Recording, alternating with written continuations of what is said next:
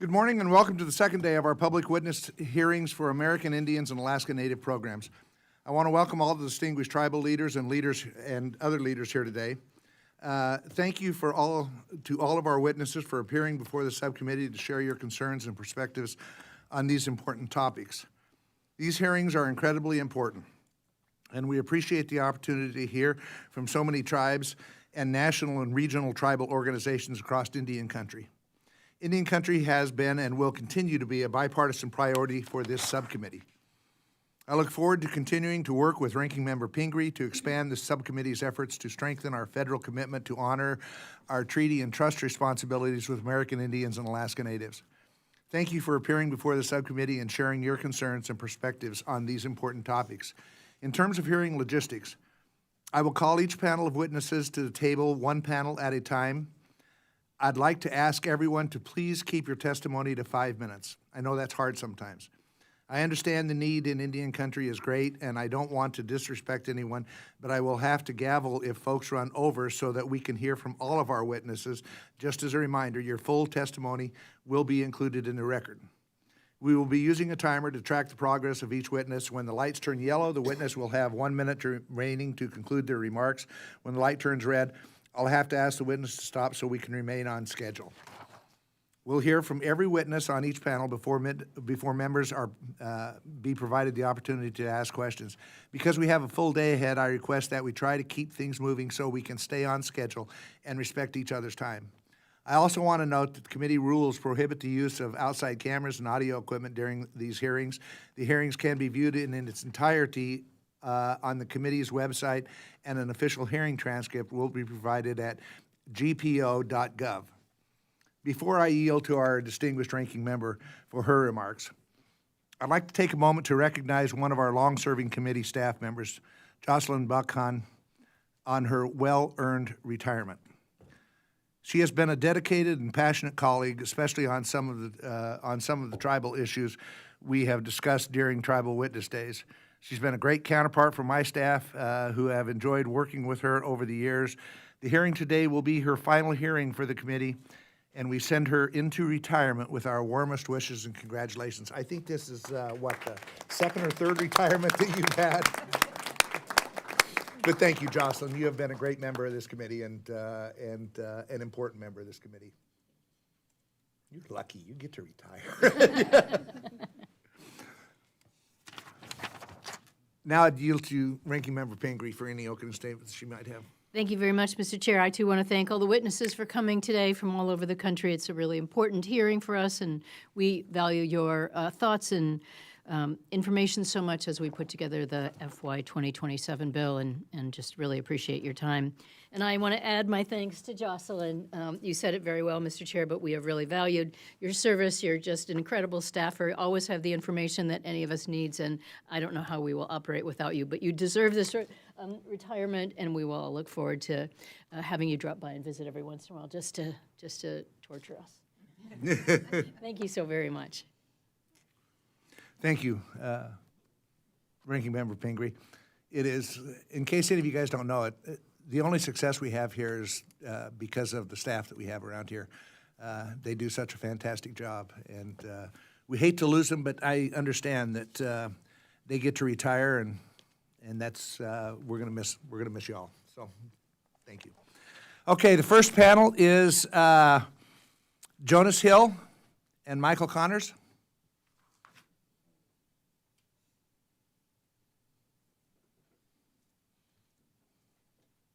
Ah, there it is.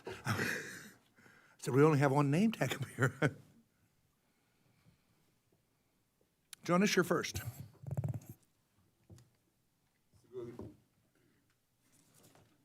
Suguli Swagwake, greetings everyone. Chairman Simpson, Ranking Member Pingree, and members of the committee. I am honored to be here today on behalf of the Oneida Nation.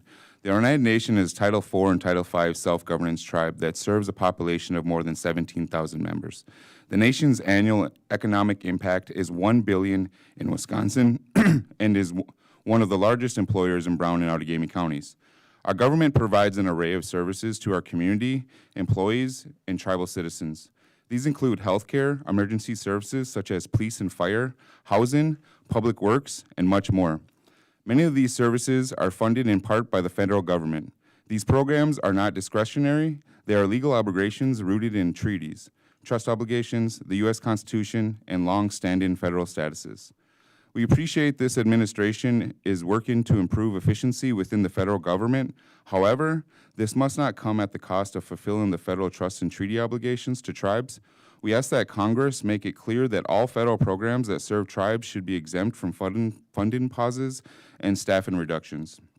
As Congress considers policies to increase efficiency and reduce bureaucracy, I would like to point out a successful Indian policy that can help achieve these goals: tribal self-governance. Through self-governance compacts, hundreds of tribal governments are delivering federal programs more effectively and more efficiently than the federal government had previously, all while meeting the unique needs of our tribal communities.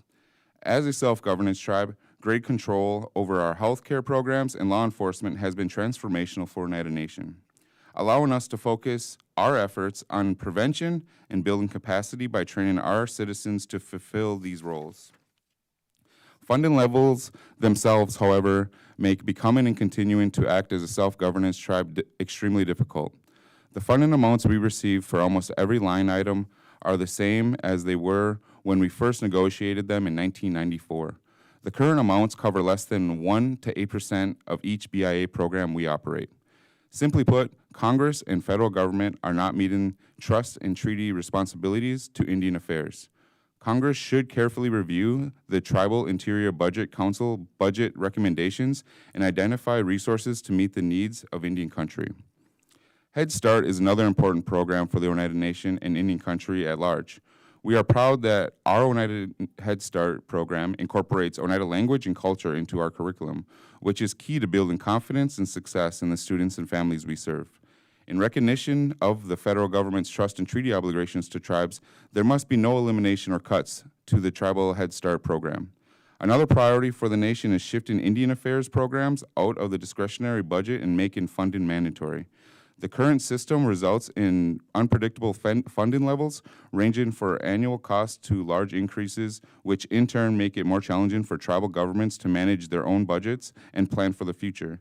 In the meantime, advanced appropriations for the entire Indian affairs budget should be put in place until its spending is made mandatory.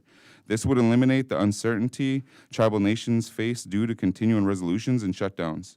Oneida Nation is proud to operate our own police department, covering the reservation boundaries over 100 square miles and over 27,000 residents.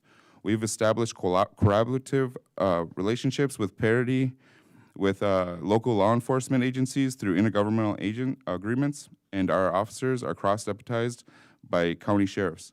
Unfortunately, tribal law enforcement remains extremely underfunded by the Bureau of Indian Affairs, with Oneida Nation receiving less than $140,000 annually for law enforcement. This covers less than 3% of our annual operating costs for the Oneida Police Department. Tribes in public law 280 states, like Oneida Nation, also face the misconception that we do not have public safety needs. This couldn't be further from the truth. Our police department received over 23,000 calls for service in 2025, of which they responded to over 10,000 within the boundaries of the reservation. Oneida Nation strongly supports increased Bureau of Indian Affairs law enforcement funding for all tribal public safety programs, including these in public law 280 states. In conclusion, there are dozens of other vitally important programs within the Interior, Environment, and related agencies' appropriations bill that are important to the Oneida Nation. However, in the interest of time, I will conclude my remarks here. Mr. Chairman, members of the committee, thank you again for this opportunity, and I look forward to working with you. Thank you, Jonas. You did that perfectly. You had 11 seconds left. That was really good. That's 2 minutes faster than I practiced. Michael? Hear me? Yep. Good morning. Tigwanu Waladus. Greetings, Chairman Simpson, Ranking Member Pingree, and honorable members of the subcommittee. On behalf of the St. Regis Mohawk Tribe, we thank you for this opportunity to testify before the subcommittee. Our tribe is a federally recognized tribal government responsible for promoting the education and welfare of all of our tribal members. The tribe is located on the Akwesasne Mohawk territory in New York and has over 16,580 enrolled tribal members, with approximately half of these members living on the reservation. As our territory exists on both sides of the U.S.-Canada border, we have an increased need for resources to support our law enforcement and public safety services. We also heavily rely on programs funded through the Environment Protection Agency due to 3 off-reservation Superfund sites located directly upstream and upwind from where we draw our drinking water and reside. For these reasons and more, the tribe is requesting that this subcommittee consider the following requests. First, direct the Department of Interior, including the BIA, BIE, and IHS, to uphold its treaty and trust obligations to federally funded and recognized tribal governments. As the complex interplay between Congress, the President, and courts wrestle with issues in an increasingly chaotic world, we need your help to ensure stability for the BIA, BIE, and IHS as they uphold their trust obligations to us. This is best accomplished by fully funding these critical programs. The appropriations process is the best mechanism by which Congress can direct these organizations to do so.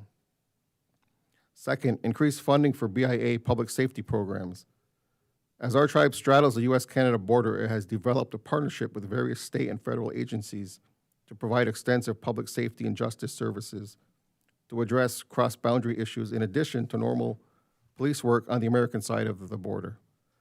However, additional funds for tribal courts, law enforcement, criminal investigations, and the correction system are needed as public safety threats continue to grow. Third, fully fund the BIA and BIE at $27.1 billion. Indian country cannot afford more cuts to crucial programs. On our reservation, there are over 1,000 school-aged children. They rely on the reliable funding guaranteed to us by our treaties with the federal government. To ensure those obligations are met, we ask you to fully fund the BIA and BIE. Fourth, fully fund the IHS at $63 billion and continue advance appropriations to protect tribal health care services during government shutdowns. American Indians experience severe health disparities and chronic diseases at much higher rates than other populations. These conditions are compounded by the chronic underfunding of the Indian health system, which must be reflected by fully funding IHS. We also urge the House to once again include advance appropriations for IHS for fiscal year 2027 in order to prevent uncertainties arising from government shutdowns that destabilize the continuity of care needed to reduce these disparities. And fifth, fund tribal EPA programs and fully fund the removal of the General Motors dump in Messina, New York, which is adjacent to our community. The tribe is finalizing the work plan and budget for renewal of the next 5-year Performance Partnership Agreement, or PPA. The tribe currently has 16 programs included in the PPA. The PPA streamlines the award of funds to the tribe and allows flexibility for implementation, and is therefore an integral part of the tribe's ability to implement environmental protections and exercise self-governance. One of the most pressing environmental issues for the tribe is the General Motors Superfund site in 2 northern New York counties on the St. Lawrence River. In the 1960s and 70s, the Alcoa, Reynolds, and General Motors factories in Messina dumped cancer-causing PCBs on land near Akwesasne. GM also released PCBs into the St. Lawrence, Grass, and Racket rivers nearby. The site is adjacent to and upstream from our reservation and impacts around 4,000 Mohawks. The community traditionally uses these river waters and wetland areas for drinking water and cultural traditions. For decades, the released chemicals caused severe health problems for tribal members, and that continues today. A fully complete cleanup of the health hazard would ensure a safer community for our tribe and the neighboring communities. Yamagoa, thank you for taking the time to consider the appropriation requests of our tribe. We look forward to working with you as you implement measures to uphold the federal trust obligations. Thank you. Thank you both for your testimony today. As Chairman Cole said yesterday during the hearing, advanced appropriations will continue. Yeah, they will continue as we try to work toward making that health program mandatory funding. I think most people agree that it ought to be. It's the only health program the federal government does that's not mandatory funding. All the rest are. And as Chairman Cole said yesterday, this was the first federal government health program, and it's the only one that's not mandatory. So we'll be working on that and trying to get that done. But I did notice, and I've heard it more yesterday during testimony and today, both of you mentioned law enforcement and the need on reservations and stuff to increase funding for law enforcement. It's something that we're very concerned about, something that we did in last year's bill, not nearly enough of what needs to be done. But law enforcement on reservations is critical. And with drug cartel, I mean, they go to reservations because they know that there's no law enforcement there that's going to pick them up, or it's lacking, you know. And so I think that's a real challenge for us. But I've heard that more than I have in past years about the need to increase law enforcement funding. So anyway, thank you for your testimony. Ms. Pingree? Yeah, thank you both for your testimony, and we certainly heard many of the same concerns yesterday and know that it's really important for us to meet our treaty and trust obligations and increase those numbers, so I hope we're able to this year. Chief Connors, I'm interested to know a little bit more about you ended with the cleanup site, and so is that still pending being approved for cleanup, or where does that stand? Well, it's cleaned up in EPA's eyes, not in our community's eyes. Okay. There's a giant toxic dump sitting there still. It's capped according to EPA's remedy, but not according to our tribal remedies.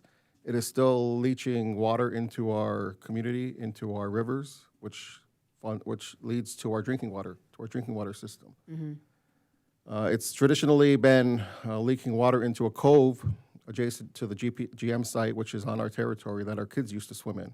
Our former chief used to swim in there. Wow. And across the river, across the site, our current chief used to swim in that river, the other grass river. And that happened for years and years and years. And it's had health disparities for our community, cancer at an alarmingly high rate, and other diseases. And it's centralized in a cluster near where the GM site was. Mm-hmm. And in Messina, it's also said that there's another cluster by where the Alcoa site was. So it's been happening for decades, and there's been cleanup according to EPA's remedy, but not according to our remedy. Got it. So are you pursuing anything right now with the EPA about that? We've been looking at full funding of a full removal. We've been advocating for that for years. Several years ago, it was $20 to $22 million that the estimate was, but there's been no approval for that. Mm-hmm. We still push for that. We have annual meetings with EPA, and it's on the table every year, and it's been on the table for the past 15 or 20 years or more. Wow. But we push and push for that every year. We haven't gotten it yet, though. That's why it's mentioned today. Great. Well, thanks for bringing it to our attention. I'll certainly look into that. Thank you. Appreciate it. And thank you both for your testimony. Mr. Elsie? Thank you, Chairman. I'm going to continue on with that. This site's been this way. So it was a 1959 to 2009 aluminum Yes. parts plant. Right. And they've been saying it's complete, right? They spent a lot of money on it, but they kind of stopped working on it a couple of years ago because the EPA says it's done. The EPA says it's cleaned up to their satisfaction, yes. And what kind of cluster did you have? A cancer cluster? Yes, there's cancer all in the area, the Racket River area. Many instances of cancer and other diseases. So what's the resolution here? If the EPA says they're done, they run it, you say it's not done, what's happening next? I believe nothing is happening next for EPA because there's continued monitoring on our end, but what we want and pushing for is taking that complete dump, removing it, and getting it out of our community because it's still sitting there. What's in the dump? All the toxins from decades of operations from General Motors. But I thought that was cleaned up. It's not, it's sitting there.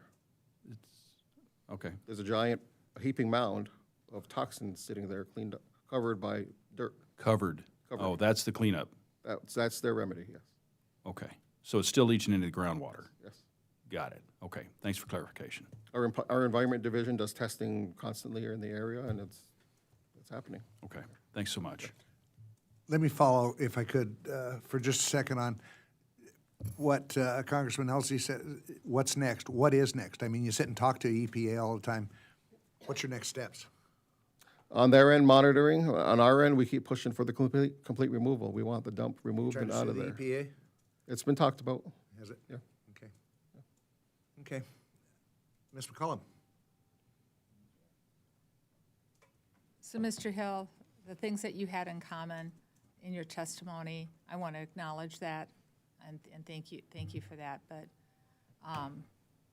I've worked on cleaning a lot of contaminated sites. They've mostly been DOD sites.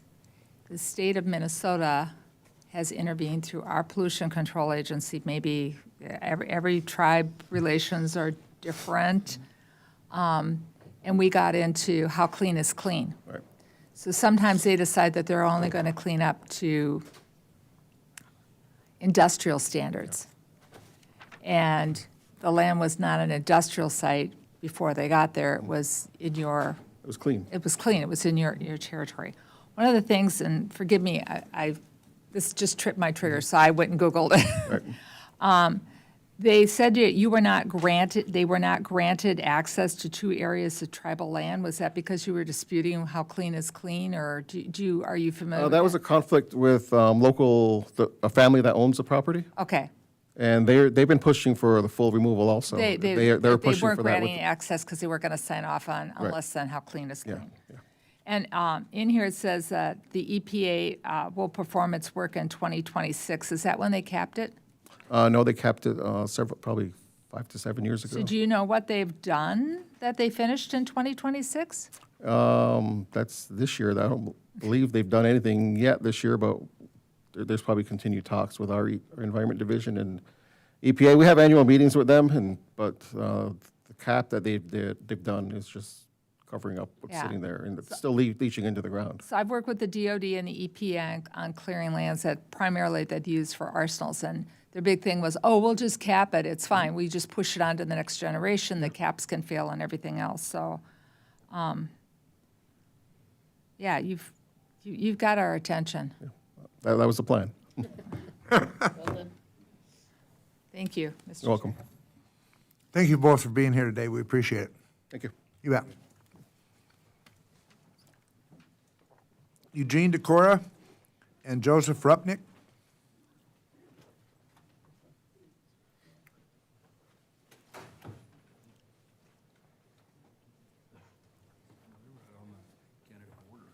Yeah, right on board. Yep.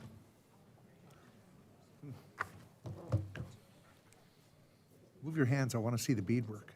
All right, great work. Thank you. Gene, you're first. All right. Hainipi, Hinikarigiwi. I greet you all. Good morning.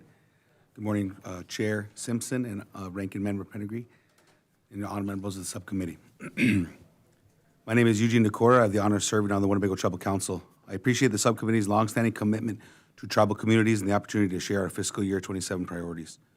Today, I'd like to highlight 2 critical areas of increased federal investment is essential for our community: public safety and justice and education.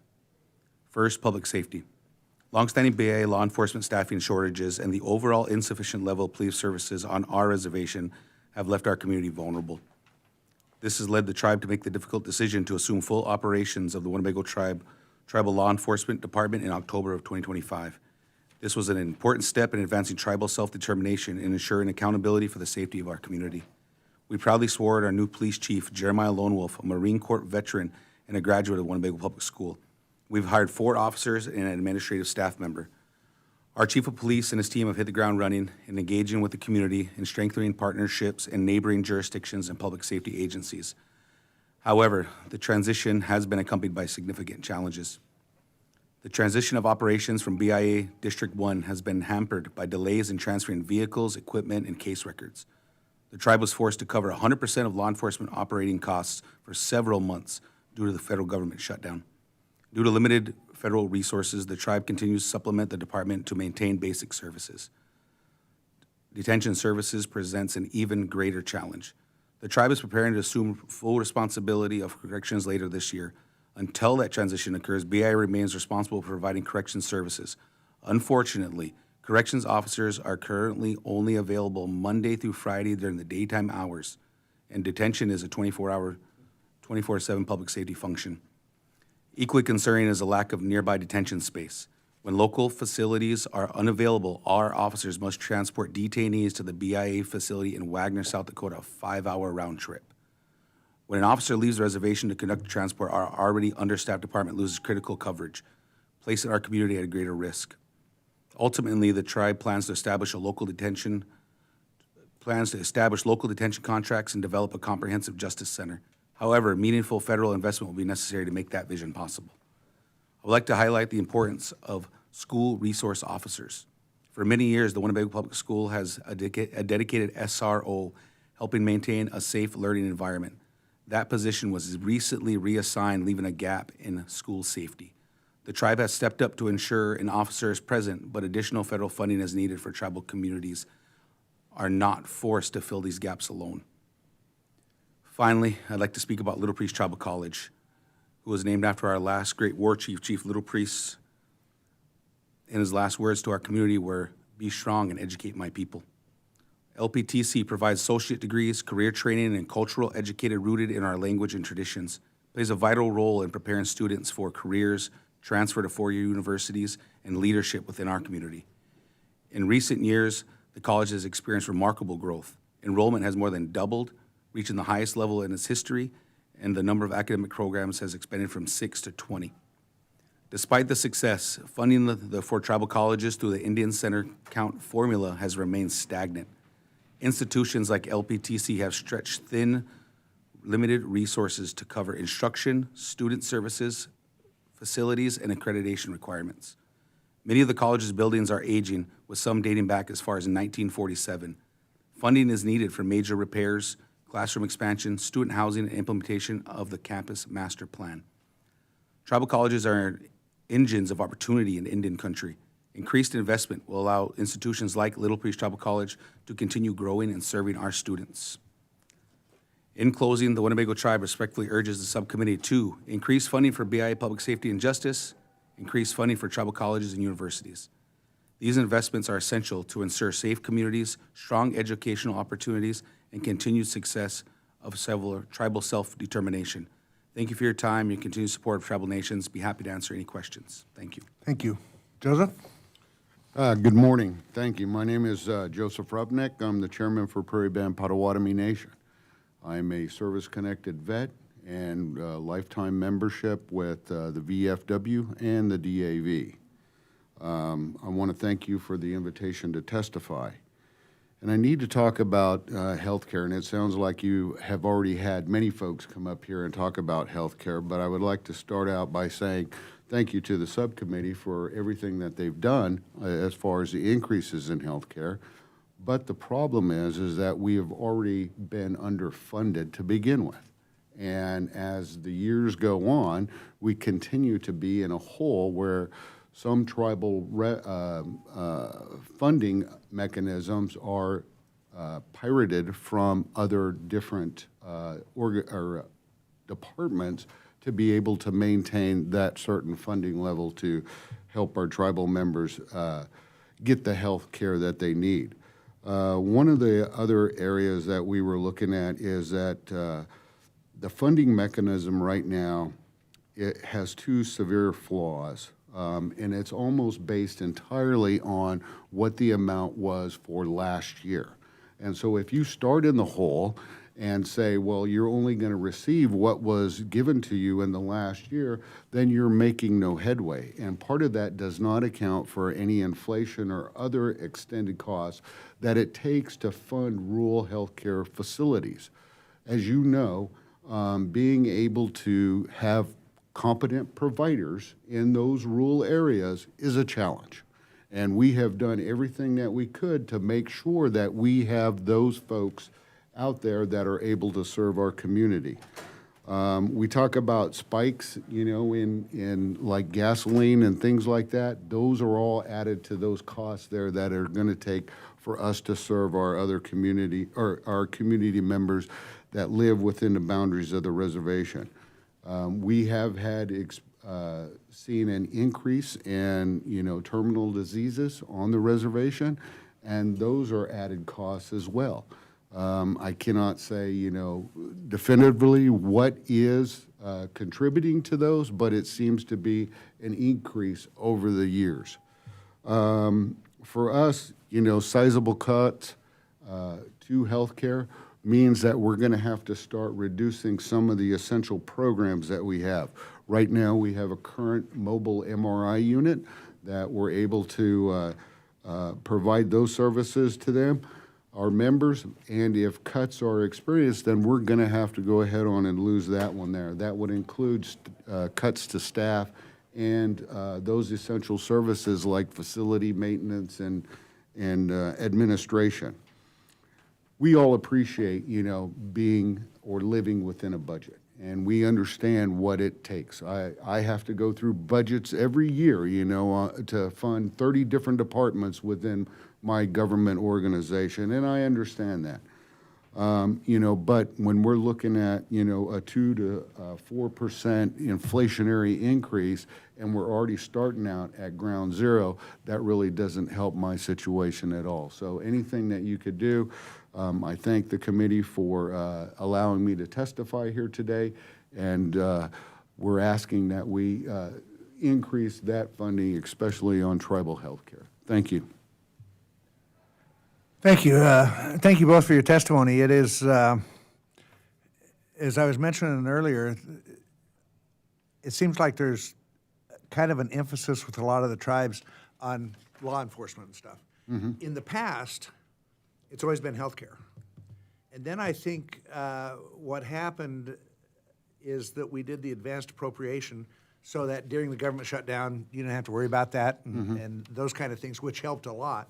But you're absolutely right in that if you look at the total amount of spending that we're doing in healthcare in Indian country, it's not sufficient. Right. We mentioned yesterday that Chairman Cole educated me to this. If you look at the amount of money we spend per patient with veterans, which you would expect it to be high because a lot of them have injuries and lost limbs, all that kind of stuff. You'd expect that to be a high number. But then you look at the rest of the population in general, it's at a certain level, and what we spend per Indian on healthcare is substantially less. Right. And we need to address that, and we're trying to do that. But you're right; it is hard to catch up once you're behind like we are. But we've been trying to do that. But it's kind of interesting to watch the testimony that's now. It was almost all healthcare before, and now it's kind of the other issues, education and law enforcement. That is also vitally important to the tribes. So that's something that we will continue to work on and try to address. Last year we held the first hearing that I think Congress has held on the murdered and missing Indigenous women and people. I was shocked when I heard that we lost 6,000 people every year. And frankly, nobody knows it. Right. And I will go to a meeting in Idaho. I mean, we have tribes in Idaho and stuff. But I will go to a meeting of the Chamber of Commerce and I'll say that and people are going, what? Why don't I know anything about that? Right. I've been involved in this committee for 24 years. And I just saw it watching a public television program. And I'm kind of going, you got to be kidding me. How come I don't know that? And somehow we've got to address that. And that's why we're trying to put additional money into law enforcement and that kind of stuff. But ultimately, you got to, where it all begins is education. And so. I can't speak on every other state, but I know one of the problems in the state of Kansas is that Indians are classified as others. Yeah. So if they live off the reservation and something happens to them, they're an other, and we never really know. Yep. Also a jurisdictional issue. Yeah. And that's, when we had this hearing on the murdered and missing, we had the FBI here and the other, and I came away from that going, and I study a lot of Indian issues and stuff to get myself familiar with them and stuff, and I understand them when I can read them, and then I get to the part on tribal justice, and it just confuses the hell out of me about who has jurisdiction of various things. When you got the FBI, you got local, you got county, you got state, and you got tribal law enforcement, and somehow we've got to address this. I happen to be one that believes that tribes ought to be able to do what they want on their reservation. They're in charge. Thank you. And I mean, that just makes sense to me. But somehow this jurisdictional issue, and it comes back to what you just said, they're classified as other. Right. So I mean, you can't obviously do justice on your reservation. You got to have our influence on how to do it. That might have been the thinking 30 or 40 or 50 years ago. It's changed substantially. I know that when I was a kid growing up, the southern border of my town was the Fort Hall Indian Reservation and stuff.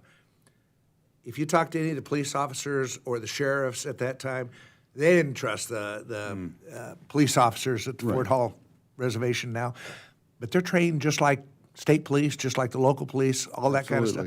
And now they're getting memorandums of understanding and cross-deputization with the counties and stuff. That part of it's important right there, is being able to work together. Yeah, that is vitally important. But we need to work on, and this isn't this committee's jurisdiction, it would be the Natural Resources Committee that does it. We need to work on the jurisdictional issue, I think, if we're going to address a lot of these problems on reservations and stuff. One of the things that we were pushing last year was called the PROTECT Act, and that would allow the tribes to prosecute those that were with drug dealers. Yeah. To be able to get that, kind of like how VAWA is. Yeah. I think that hit a stumbling block because some folks added some other different things in there, and that's too bad. You know, that jurisdictional issue and how our tribal officers are licensed, because most of us are gaming tribes, we have to have them licensed through the state, through the BIA, because they have to understand who committed the crime, on what type of land it is, in order to figure out appropriately how to charge that individual. So there's a lot more involved where county officials have no idea where they're at and what's going on. Yep. And being able to work together. It is confusing as hell. It is not only how you treat a tribal member that commits a crime on your reservation, but a tribal member from a different tribe.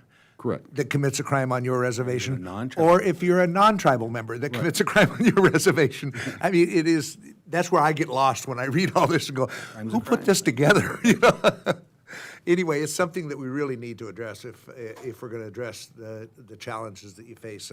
And it is amazing if you sit and look at the number of police officers, how large some of our reservations are, and the number of police officers that you have there. It is way insufficient to actually do law enforcement. I mean, you get a domestic disturbance call, it might be a 2-hour drive to get there, and you got one officer on duty, you know? I mean, that's unacceptable. Right. So we're going to continue to work on it, but I appreciate your testimony on it. Thank you. Ms. Pingree? Yeah, thank you. The chair did a good job of covering our big concerns about law enforcement, and I appreciate, you know, what you were telling us about the work you're doing to create your own law enforcement, but hopefully we can provide you with the resources to have your own detention facilities or some local arrangement. That sounds really like a huge impediment to what you It's do. been difficult. You call down to the local contract that's in our county, and they're telling us that the facility's full. Yeah. Sorry, we won't take your prisoner. That's really And- awful. And that's a local contract that's controlled by the BIA and that function there. You know, if we had control of it, to be able to go and get a contract to anybody local that works for us and is able to do that, then keeps our officers on the reservation. Yeah, it would make so much more sense. Just seems ridiculous. Chair Rupnick, you mentioned that you had an increase in terminal diseases. That's a disturbing thought. So is that anything in particular? I know there are a lot of challenges when you don't have sufficient health care. People don't get the preventative care, but is there something specific going on? Of course, you know, we're in a farming community. You know, I think a lot of that is attributed to pesticides and herbicides and things like that. While the tribe has pretty strict standards on the use of those chemicals, that doesn't necessarily mean those tribal members that are farming within that community have to follow that. And so many times you see an overuse of fertilizers and things like that, which we have seen a huge increase in algae blooms. So I think that is all kind of interconnected as well. Wow, yeah, that's fascinating. That's a hot topic of debate, so interesting to hear that you're experiencing that. Well, thank you both. Really appreciate your testimony. We always learn a lot from these. Thank you. Thanks. Mr. Zinke? Or not Mr. Zinke, excuse me, I saw you. Mr. Elsey? Thank you, Mr. Chairman. I've always wanted to be compared to the beautiful looks of do. Councilman Decorah, you mentioned the 5-hour round trip to the detention center. Is that in Wagner? Correct. The Yankton Yep. facility? Yep. And that's the only one in South Dakota and Nebraska? District 1 in our area right District there. 1. Is there another one nearby? Not a BIA facility, no. Okay, and there's no aircraft that can transport either? No, Because there's a there's no local runway at airports. Yankton. Yeah. You're laughing. The tribes can't just share an airplane and No. but it's really spread out. So, but the preponderance of Indian country population isn't up in Yankton. It's down. No, near we're in y'all. northeast Nebraska. Yeah, it's in y'all's area. Okay, so is that facility full? Is there when you mention a problem, I'm always looking for a solution. So is the solution having another one down by y'all in the eastern half of Nebraska? Or even just the tribe having control of the ability to negotiate the local contract. Okay. That would probably be the most simple solution, like you're talking about, you're trying to find a solution. That would be the simplest route there. And you can't because, It's a BIA function and they won't work with you on it until you do self-governance. until we do self-governance. Oh, no, for the tribe, the 638 contract. Okay. Until the tribe takes, so that's what I mentioned in my testimony, is to Okay, take got over it. responsibility Okay. over it. Now I'm clear. Okay, thank you for clarification. Thank you. If you wonder, he's from Texas, so y'all is a term that they, we have a tendency to I think got that's a what aunt you that do lives in- with your dog runs off. got a- Y'all, Adam, I you got an know aunt that it. lives in Dallas, I use y'all all the time. My wife's from Texas, so I understand completely. Betty? Well, Mr. Chair, I am just amazed and honored that you know where Yankton is. Two things. Councilmember, thank you for bringing up the tribal colleges. I think this is something, Mr. Chair, that we're going to have to take a look at because the tribal colleges are finally taking off. And this is good for Indian country's economy, but it's good for our national economy too. And you're also not just training people for their 2-year degree, maybe to be an accountant or, a nurse aide or, and then go on to get their 4-year, right, a CPA, whatever, nurse practitioner eventually maybe. But also, from what I read in here, you're reaching out to do more of the trades, carpenters. Correct, That's correct. very exciting because there's a huge workforce shortage for the trades. Just had our first graduating class this past summer. And how amazing is that to have people on site when the BIA comes in and builds a school or something with somebody who can pick up the phone and say, I don't think so, or whatever. So thank you for bringing that up. And I think we need to look at that because we've done a lot for historically black colleges and others, but tribal colleges were kind of a sleeper because the enrollment wasn't going up. Now it's going up. I had a different question for you, but if you want to piggyback on that, go ahead. Absolutely. One of the things that I'd like to bring up to the committee is I am the treasurer for the Haskell Board of Regents, and Haskell has Okay. Yeah, I know always Haskell. been continuously underfunded regardless, and there is no set formula on how they should be funded per student. Right. And right now, the last estimate that I had is that BIE had not done any deferred maintenance on the facility, and they were sitting at about $100 million in the hole as far as buildings and structures and infrastructure there to be able to keep that facility going.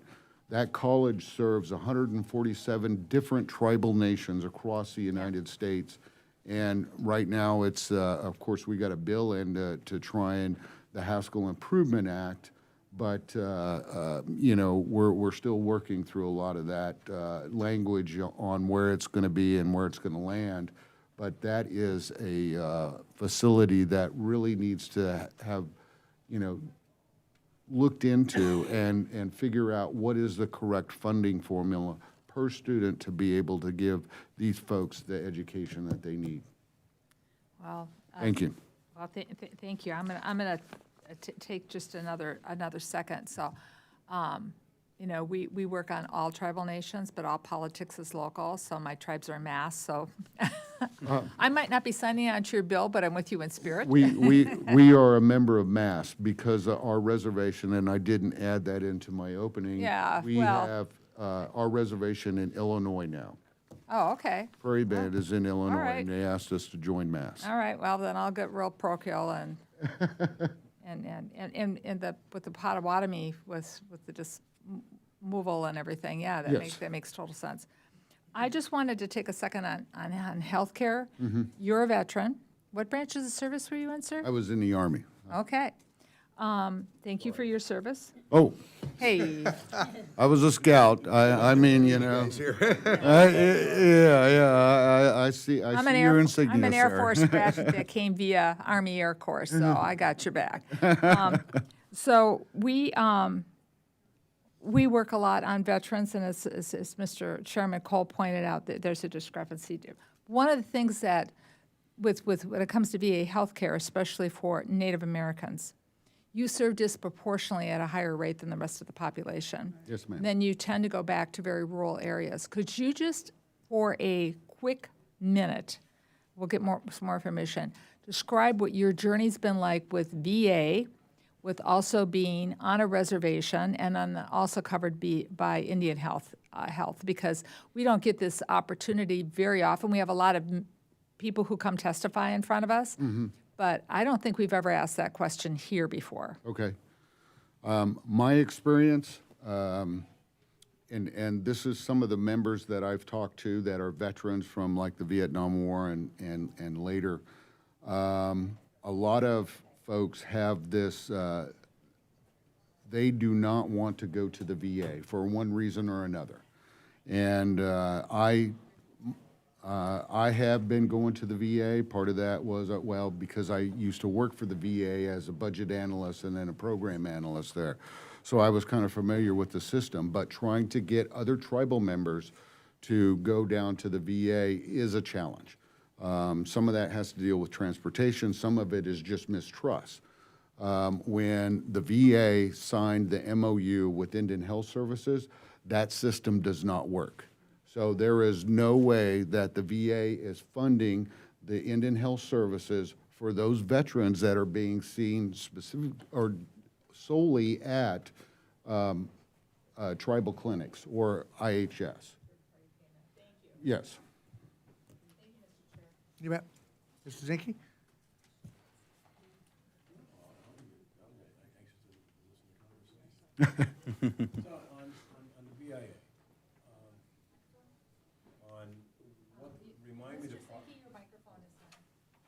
So, in order to get the contracting ability, you have to go to the, is it 628, right? 638. 638.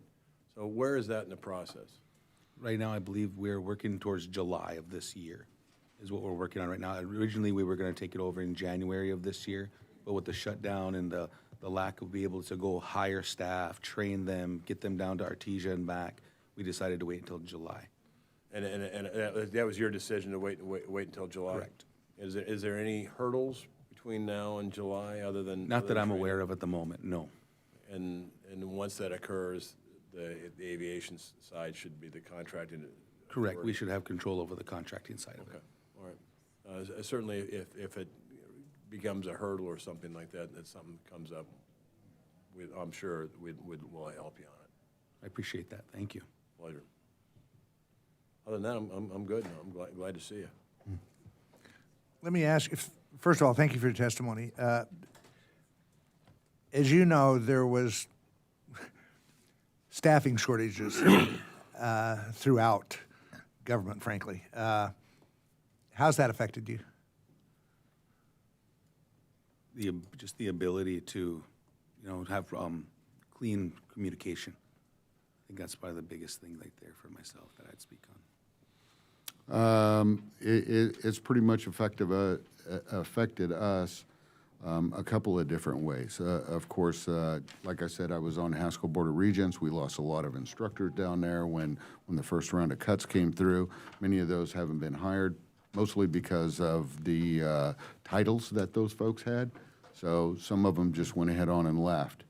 Also, trying to work with some of the other agencies, like some of the local agencies, the farm agencies and things like that. Most of those folks have left out, and trying to get communication up to a higher level has been a challenge, not knowing who to actually contact.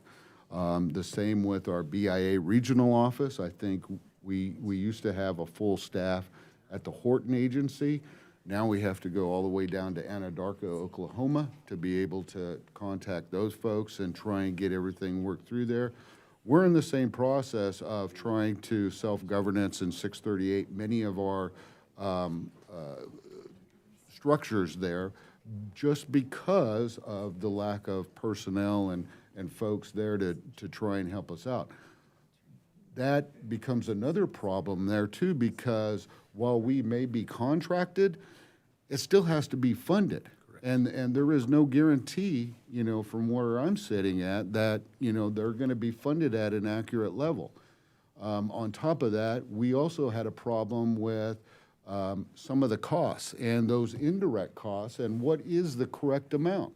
And so we're still going through that struggle today with IHS, because our clinic is contracted through them, but they pay us what they said it was, not necessarily what are all the realized costs that we have. Well, thank you. Again, thank you for being here. I thank you for your interest in the tribal community colleges. They're the future, frankly. Winnebago Tribe's completely proud of that place. It's Yeah. a trailblazer in the tribal community. Yep, and they're doing great work throughout the country and stuff, and the growth of them is going to be the future of, you know, I was a dentist in the real world, and as we've been out and visited tribes, how do you get a dentist or a doctor to come on some of these remote areas that are, they can't make enough to actually pay off their student loans and stuff like that? The only way you're going to do it is actually educate tribal members. Correct. And send them to medical school and to dental school and nursing and that kind of stuff. And they're more likely to come back to the reservation, and this is the future. Our tribal college doesn't just serve our tribal community either, it's a surrounding area in Yep, northeast Nebraska. absolutely. So anyway, thank you all. I appreciate you being here today. Thank you. Thank you. Next is Mike Natchi and Laurel Ann Yellowhorse.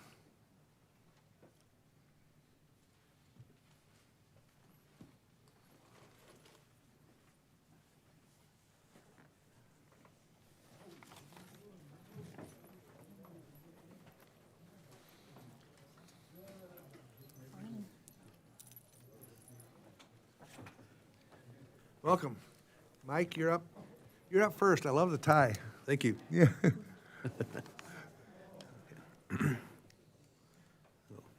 Mike Duichkus, hello and good morning, Mr. Chairman and members of the subcommittee.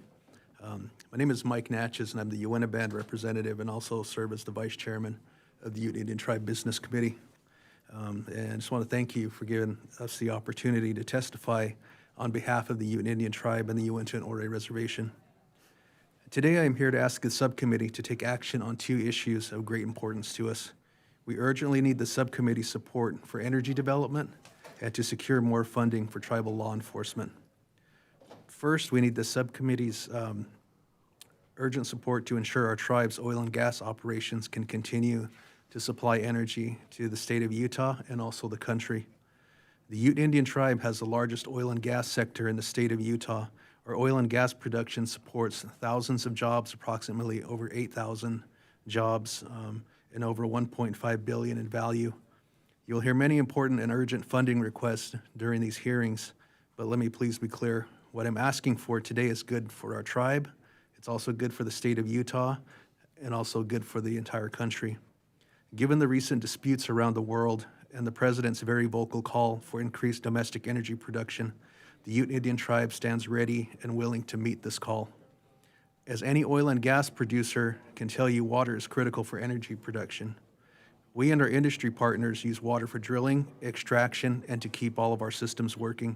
Simply put, in order to produce oil and gas, we need water. Our reservation sits in one of the driest states in the U.S. Water is mainly sourced from the winter snowmelt, and so this means that our storage is essential for assuring access to water during the summer. The United States has recognized our tribe's legally reserved water rights and promised many times to build water infrastructure and storage on our reservation. Yet despite our needs and the federal government's trust responsibility, the U.S. has repeatedly broken these promises. Congress did try to fix this back in 1992. It authorized appropriations for water storage for our tribe in the Central Utah Project Completion Act. 34 years have passed since that act. No administration has requested that these appropriated funds be used for our tribal needs in building our own water storage. Today, as we face an ongoing drought, this inaction directly threatens our ability to produce oil and gas. The federal government's support for tribal oil and gas operations must be increased to combat this issue. The second matter we are here to discuss today is also securing funding for our tribal law enforcement. Our reservation is the second largest in the U.S. with approximately 4.5 million acres. Yet, we only have 3 BIA-funded law enforcement officers to serve the entire reservation. This means it's dangerous and practically impossible to combat the illegal drugs that have been entering our community. Our tribe supplements over 40% of our law enforcement programs, but that's still not enough to fix this problem. This means that our police officers are forced to work alone. This is extremely dangerous and against all modern police procedures. When officers have backup, it's safer for everyone involved. However, we simply do not have the funding to achieve that. Not only do our police officers have to respond to calls alone, but our tribal staff is also endangered by this funding problem. Our fish and game officers regularly encounter trespassers and drug dealers, yet they aren't given the resources they need to adequately protect our community. Just recently, one of our tribal fish and game officers came across people illegally trespassing on tribal land. She had applied for a Special Law Enforcement Commission, or SLEC. However, because the BIA's Office of Justice Services does not have enough resources to process these applications, she didn't get her SLEC. This meant she was unable to make a federal arrest, and an altercation stemmed from the trespass. Afterwards, she was charged with exceeding her authority by the federal government. This crisis forced our tribe to close access to our reservation and suspend new leases and permits, all in an effort to protect our officers, our reservation homeland, and our community members. This was a result of the BIA simply not having the funding or resources to fulfill their trust and treaty responsibilities to the tribe. Encounters like this are one of the reasons we have asked the BIA to approve federal SLECs for our qualified fish and game officers. Most of our fish and game officers have already graduated from federal and Utah State Police Academies. Yet our SLEC applications have been pending for years, some going as far back as 2022. Our police officers simply need help, and our fish and game officers need federal arrest authority, and I cannot emphasize that enough. Illegal drugs are entering our country and our communities. Our law enforcement officers are doing their best to combat these drugs on our reservation, but we do need your help to do this. We need the subcommittee to provide enough funding for tribal law enforcement and the Office of Justice Services. Thank you for the opportunity to testify. I'm available for any questions you may have. Thank you. Laurel? Good morning, Chairman Simpson, Ranking Member Penegry, and the members of Subcommittee. Thank you for the opportunity to testify today. My name is Laurel Ann Yellowhorse. I am the Tribal Chairwoman for the federally recognized tribe, the Paiute Indian Tribe of Utah. The Paiute Indian Tribe of Utah consists of 5 bands: the Cedar Band, Shivwits Band, Indian Peaks Band, Kanosh Band, and Kashurn Band. Since time immemorial, the tribe has been located in and around southern Utah. I want to thank you for meeting with us today to discuss the importance of Tawahe. Tawahe is an initiative that started in 2015 with the simple idea, the idea that we need to be bringing our services together more around serving families rather than leaving them in silos serving individuals. The Tawahe initiative is a family-centered whole-of-a-government response to assist families in becoming self-governing and thriving contributors in their communities. That whole-of-a-government response is not only at a federal and state level, but also within our tribal governments. Too often government systems are designed around programs that serve individuals in isolation. Tawahe changes that approach by bringing services together around the strength of family, ensuring that support is coordinated, culturally grounded, and responsive to the real needs of our communities. For the Paiute Indian Tribe of Utah, Tawahe has grown to be more than an initiative. It is a pathway for empowering families to realize their fullest potential while building upon the dignity and inherent strengths of our people. Through Tawahe, we have successfully strengthened coordination across critical areas such as housing, education and workforce development, health and behavioral health services, cultural revitalization, and family support programs, ensuring families receive the support that they need to succeed. The tribe conducted the Willow Basket Survey in 2025, and to highlight a few of the key outcomes from the Tawahe program, I will discuss some of the barriers that our members faced and the successes we have had to overcome through the help of the Tawahe program. Nearly 90% of Paiute families report at least one major health condition. To combat this, we have strengthened our focus on culturally grounded wellness programs, chronic disease prevention, and behavioral health services. These services ensure that our members are receiving the care that they need. Educational attainment has improved dramatically since 1968, which that was the last time an assessment has done on our tribe, with approximately 90% of tribal members completing high school and nearly half obtaining education or credentials beyond high school. Employment opportunities have diversified significantly, with tribal members now working in healthcare, education, business, leadership, and skilled trades. Buildings on findings from Willow Basket Assessment, the tribe and Southern Utah University are now developing community education programming and short-term certification pathways that integrate Paiute culture while preparing tribal members for careers in healthcare, leadership, business, and skilled trade. The tribe is also strengthening cultural revitalization efforts, including language learning, storytelling, and tribal knowledge programs identified by community members as priorities for future generations to ensure that the tribe's cultural tradition and knowledge continue to thrive for generations to come. Tawahe has helped advance a coordinated one-stop model for social services, job placement, youth programming, elder programming, ICWA, and education programs, improving access for families and reducing barriers. The tribe is also developing its first ever tribal court, strengthening tribal sovereignty while creating a family-centered justice system that supports accountability, healing, and family stability. While these examples are significant, they represent something far greater, which is real families whose lives are changing for the positive. They represent parents gaining stability, children staying connected to their culture and community, and families rediscovering hope and confidence in their future. Tawahe underscores the significance of tribal sovereignty and illustrates the positive outcomes that can be achieved when tribal nations are given the authority to develop solutions tailored to their communities. We respectfully urge the subcommittee to increase funding for the Tawahe Initiative to achieve parity between newly participating tribes and the original 6 pilot tribes. Additional funding will also promote collaboration among participating tribes, enabling the development of initiative tools and reporting systems that integrate family-centered outcome measurements and support expansion to additional tribes. Tawahe is not simply an investment in an initiative, it is an investment in stronger families, stronger tribal nations, and stronger communities across this country. Thank you for the opportunity to provide testimony today and for your continued commitment to support tribal nations and strengthening Native families. Thank you, Laurel. Thank you both for your testimony. Mike, you mentioned energy development and stuff. I know that's important in Utah.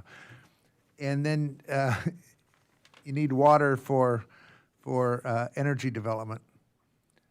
And you talked about the Central Utah Water Project. Not funded in our bill, it's in the Energy and Water Bill, which I used to chair. Mm-hmm. What the hell's happening to the money we're appropriating every year? That's what we'd like to know as well. It seems like, when they did the Central Utah Water Project, the state and the federal government got all of their projects completely funded, built, and they have their storages all throughout the state. But when it comes to the Ute tribes, we have almost nothing there. And so we have the oldest water right there in Utah dates back to the establishment of the reservation in 1861. So we have the senior priority water rights, but we're unable to fully utilize those water rights. And so all of the water is it's just underdeveloped, unused, and uncompensated right now. And this is going to be a really ugly year in terms of water. Yep. I come from southern Idaho, and that, we don't have any snow on the ground up there. A lot of my staff have places in Utah, and they said there's been no snow down in Utah like there traditionally is and stuff.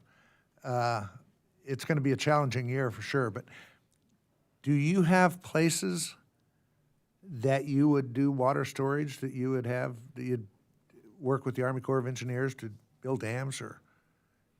So we're looking to see if we can get some storage in some of the existing reservoirs there in Utah, and the tribe is also actively exploring or creating our own storages, our own reservoirs. And at this moment, how does that work with the Colorado River Basin and the upper basin and lower basin, and how the water's divided and so forth when you start doing storage? Is that a challenge? It certainly will be, and our reserved water right that we have in the Green River, which is one of the main tributaries to the Colorado River, right, is over 500,000 acre feet. So we're able to contribute a significant amount to that. And if we were to store that, it would definitely have an impact. But as of right now, the water's just flowing downstream, completely unfettered.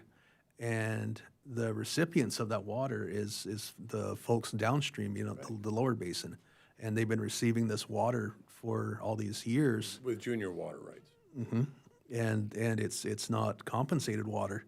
And so, the simple fact of the matter is that the lower basin has simply over-allocated themselves. And now they're looking to continue to keep getting their cut. And up at the headwaters where we're at, we're kind of at the mercy of Mother Nature. And a lot of our water cuts come from nature itself.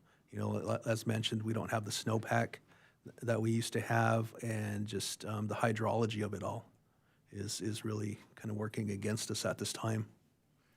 Yeah, if you want to read an interesting history, read the development of the Colorado River water system in the upper basin and the lower basin. At the time, and I think it was like 1926 or something, when they decided to create the upper basin and the lower basin, because they were afraid that all the water was going to the Imperial Valley and everything in Las Vegas, because that was where it was going to be. So they divided it up, and at the time they said they believed that there's 18.5 million acre feet of water that go down the Colorado River every year. And people at the time said, no, that's not true. That's in the wet years. You're not accounting for the dry years. In reality, there's about 14.5 million acre feet that go down the river every year, but they have appropriated 18.5 million. That creates some problems for both the upper basin and the lower basin to some degree. So it is a huge challenge, as you know, living in the West. As I said yesterday, whiskey's for drinking and water's for fighting. It's going to be a real challenge this year. But Laurel, thank you for your testimony on the Tuwala program and Tawahi program. It's very interesting how that works, and I enjoy listening to your testimony about how it's developing families. Yes, thank you. Ms. Pingree? Thank you, Mr. Chair, and thank you very much for your testimony. And I, too, concur. We hear a lot about Tawahi, and I just hope we can increase the funding and make sure it's available to more tribes. It just seems like it has such great benefits. It really does, because there's 10 full sites getting full funding, 12 satellite sites, and there's over 400 tribes that receive some type of funding from Tawahi. That would be great. So you're currently in the oil and gas? Yes. Yeah, got it. It's just that you need the water storage to get through summer and to expand. Yes. All right.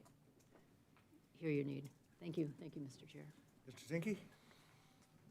I think I've seen the treaty. I think it was 1863. I think it was signed by Abraham Lincoln. Yes, sir. But it guarantees sovereignty. So on law enforcement, are you a 638 tribe?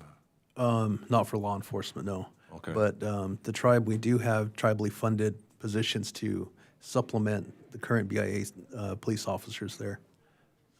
And so, we're expending our own resources just to provide the most basic minimum level of law enforcement that we can have.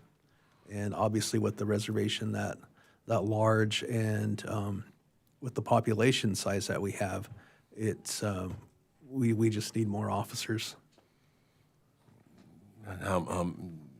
Just to give me an idea of the size of the reservation, how many officers you have? So the reservation, the exterior boundary encompasses about 4.5 million acres. And we have, I want to say, 3 BIA officers right now, and maybe 2 or 3 tribally funded officers. But at any given time, there's maybe 1 or 2 officers that are actually on duty to patrol that entire area and in our communities. Seems short. So on the hurdles of your sovereign nation, you should be able to develop the resources as you see fit. What are the hurdles on oil and gas right now? One of the big challenges that we have is simply just the bureaucracy of the BIA and the BLM to try to get some of these permits streamlined. That's one of our big pushes, and it's always been, is to be able to effectively manage our own resources. And the big challenge is that when oil and gas producers want to develop on state or private land, they can get their permits and everything done in a matter of weeks. Whereas when they come to the tribal side, it can take months, sometimes even years, to get some of these applications through. And it just really, it bottlenecks everything. And with the recent cuts in BIA and with the shutdown and everything that happened last year, it bottlenecked all of the people there to process some of these applications and the permits. On the BIA side, there's simply nobody there to process the permits, and so there's a big need to keep those funded and get those positions back and get that hiring freeze lifted so that And BIA is not the center of oil and gas development. So No. I think their skill set is in other areas other than permitting. yes. Would you have the capacity, if we were to redo the permitting process on sovereign land, to coordinate and to have them coordinate, but you control the oil and gas permitting? I believe we would. We're not new to this game. The tribe's been in the oil and gas industry for nearly 100 years. Yeah, Mandans are the same way. There's a lot of resource tribes that certainly have as much skill or more skill than a bureaucrat sitting that doesn't know where Utah is. So we have very robust tribal departments that actively manage our mineral resources, and I do believe that we would have the capacity to effectively manage those resources if we were allowed to.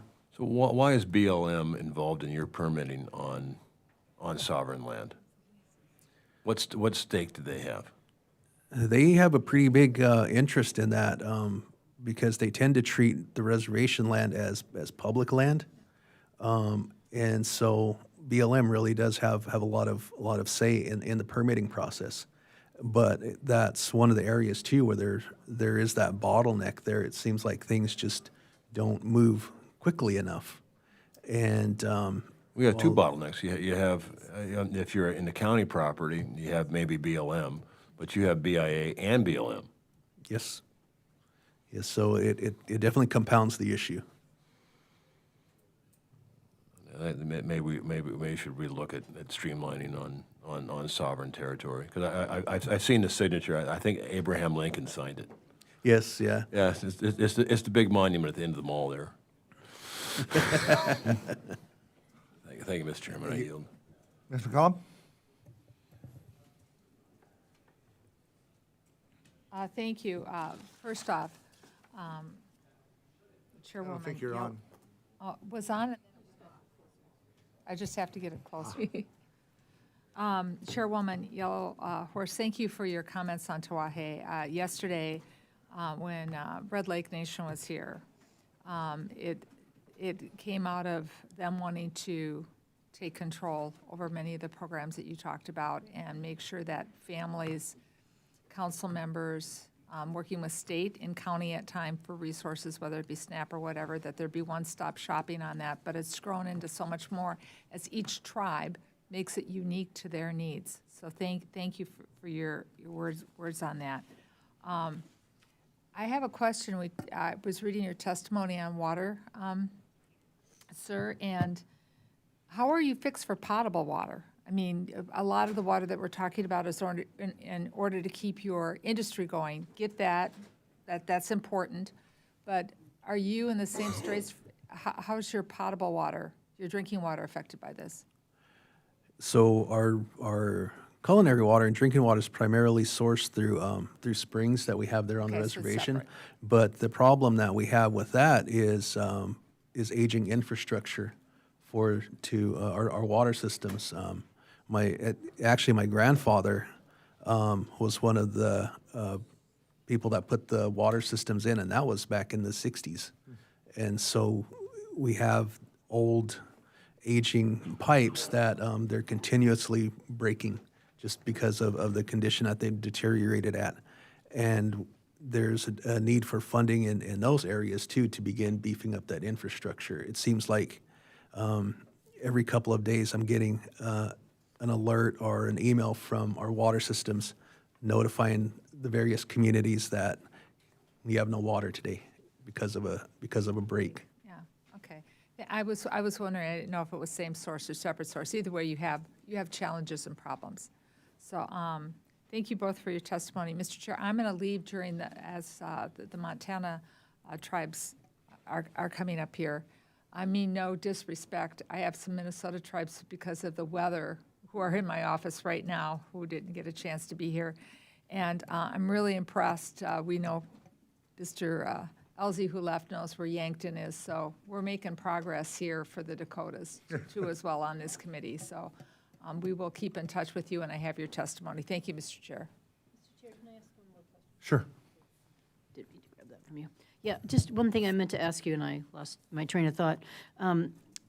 That when you were talking about trying to get the federal SLEC applications approved, and you had some sitting there since 2022, I want to make sure we bring some of those things up when we have the BIA with us, because it just, we were worried about staffing challenges in the past. Seems like a lot of things were slow, and then there have been a lot of cutbacks in the last year.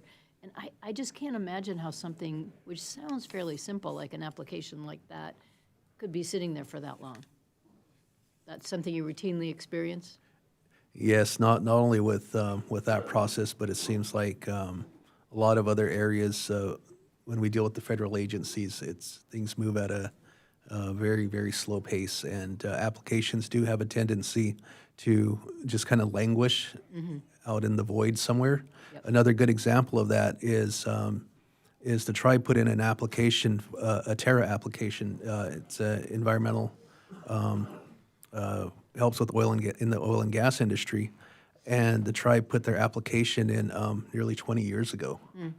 When this program was first announced, and we still haven't really received any word on it. What's interesting about that is my mother was the chairman at that time. Wow. And now I'm sitting in the seat. So it's intergenerational sometimes how long some of these applications and things take. And I'm not going to excuse them on any of those. I know oil and gas and some of the environmental permitting, I mean, I can sort of understand why some of those things would take a while. But you made this sound like this was someone who was fully qualified to be covered as a law enforcement personnel. And we know what the problems are of not having sufficient law enforcement personnel. So to think that somebody's sitting there in the position, ready to go, and it's just an application approval, that seems outrageous to me. Yeah, all of our tribal fish and game officers, they go through the police academy.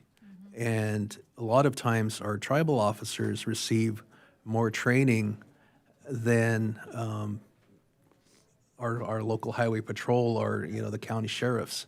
So, it's the discrepancy there is pretty big in kind of the standards it seems like the tribe has to meet to, just Well, and the to way you told the provide story services. that she was arrested for exceeding her authority when she had actually applied to be covered under that authority. So it just sounded like a crazy story. Yeah, what had happened really quick is she came across two non-tribal members who were trespassing using, we have a no UTV or ATV policy as well. We have ordinances that cover that. And so these two individuals were joyriding. And so when the officer stopped them, they became combative and they attempted to run her over and drag her. And so she was forced to draw her firearm and open fire on them to protect herself. But she was dragged to the court system, and ultimately she had to take a plea deal Wow. Well, when sorry she about when that. she was acting in her official capacity. Yeah. That just seems like a way to get more law enforcement officers on reservations, so maybe we can work on that. But thank you again. Thank you both for your testimony. Yes, thank you both for being here today. Thank you. Thank you. Yeah. Now it seems like we have Montana. Cody Shambo, Michael Dawson, Michael Cummett-Knight, and Justin Dupree. Is that right?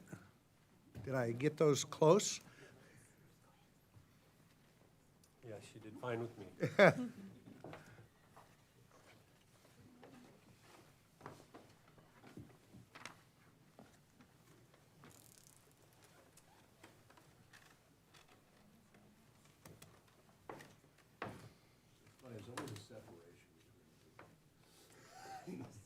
What's that? Yeah. Cody, you're first. Morning, Chairman, members of the subcommittee. My name is Cody Shambo. I'm the Mountain Grovant representative for the Fort Belknap Indian Community Tribal Council. Thank you for the opportunity to testify today. Our top priority is the passage and funding of our Fort Belknap Indian Community Water Settlement Act. The act affirms our water rights and settles our damage claims against the United States. In 1908, we went all the way to the Supreme Court to fight for our water rights in the Winters case. The court held that our reservation included the water we needed to make a homeland. This is known as the Winters Doctrine. Under this doctrine, all tribes are able to protect and quantify their water rights. More than 100 years later, we still have not completed our water rights. And the water projects the United States promised are failing or were never built. Our water rights claims are currently pending in court. If we are forced to litigate, there's no question who will win. We have the oldest priority date, and farmers, ranchers, and towns upstream from us will have to stop using our water.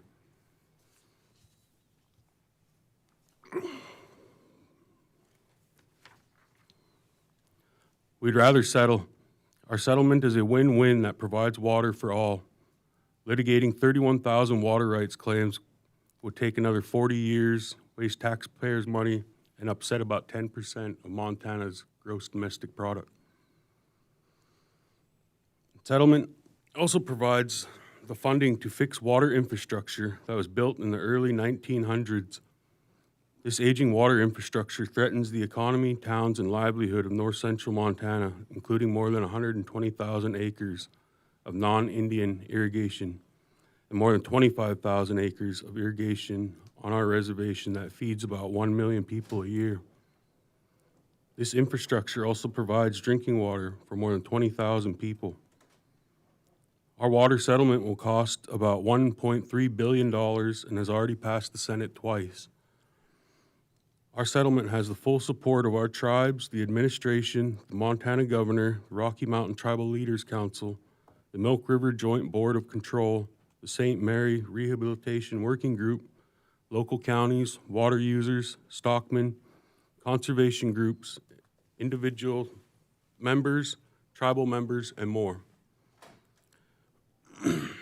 The subcommittee should provide mandatory funding to help implement our water settlement and other tribal water settlements. We need these funds to ensure that our settlement is final and enforceable. We need a stable and permanent fund, just like the Department of Justice Settlement Fund. We should not have to spend all of this time negotiating a water settlement and then have to come back year after year for discretionary funding. Water is not only our only priority. We also need to provide for our youth. I am dedicated to providing a safe place and opportunities for our youth. Suicide has been a leading cause of death for Indian youth across the United States for over 40 years. Indian youth die by suicide more than any group. In 2019, our reservation was caught in a plague of youth suicide. Our council declared a state of emergency. I was not on the council yet, but did what I could to help mentor our youth. We worked to create safe places and activities for our youth. Congress must do more to help us overcome the drugs and crime infecting our youth and create opportunities in our communities.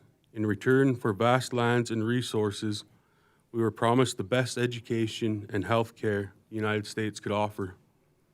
Our schools are falling down and Indian Health Service is chronically underfunded.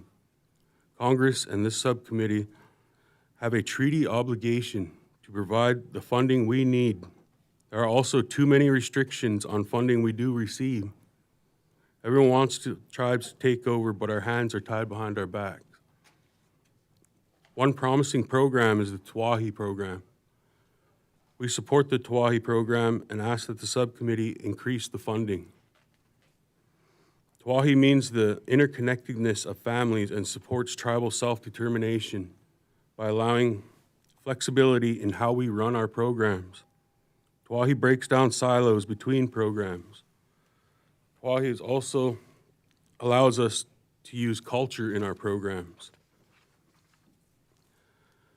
We use Tawahi to support our family wellness program. We work directly with each family and individual to design services that they need. We are able to reach across programs and collaborate and pool resources to help our families. Our programs are designed to restore our people's self-confidence, gain employment, and become independent. Tawahi also supports our Soaring Eagle program. Soaring Eagle was originally started to reduce recidivism, including drug possession, truancy, and criminal contempt. We established an elders council and address underlying anger, grief, and abandonment that often leads to offending. We have been able to reduce recidivism by 34%, which is well below national levels. Our approach has become extremely successful.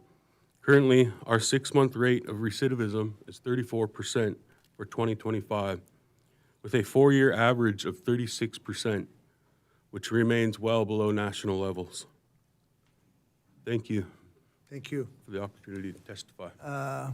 Michael, you're next. Good morning. Uki ni te koaks. Ni tane ko na te kuina. Ni am skape pikani. Miskitach that tapi. Come from Heart Butte.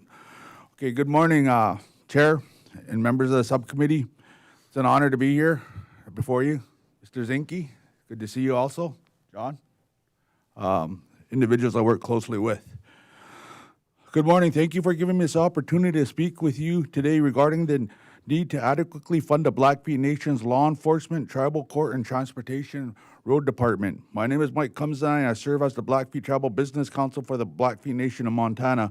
My testimony addresses how the federal government has failed to adequately fund law enforcement, tribal courts, and transportation road department for the Blackfeet Nation, respectfully requesting an increase in funding.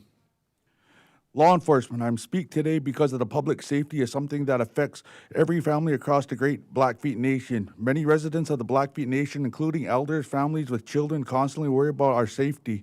Officers themselves often work long shifts on with limited equipment and support.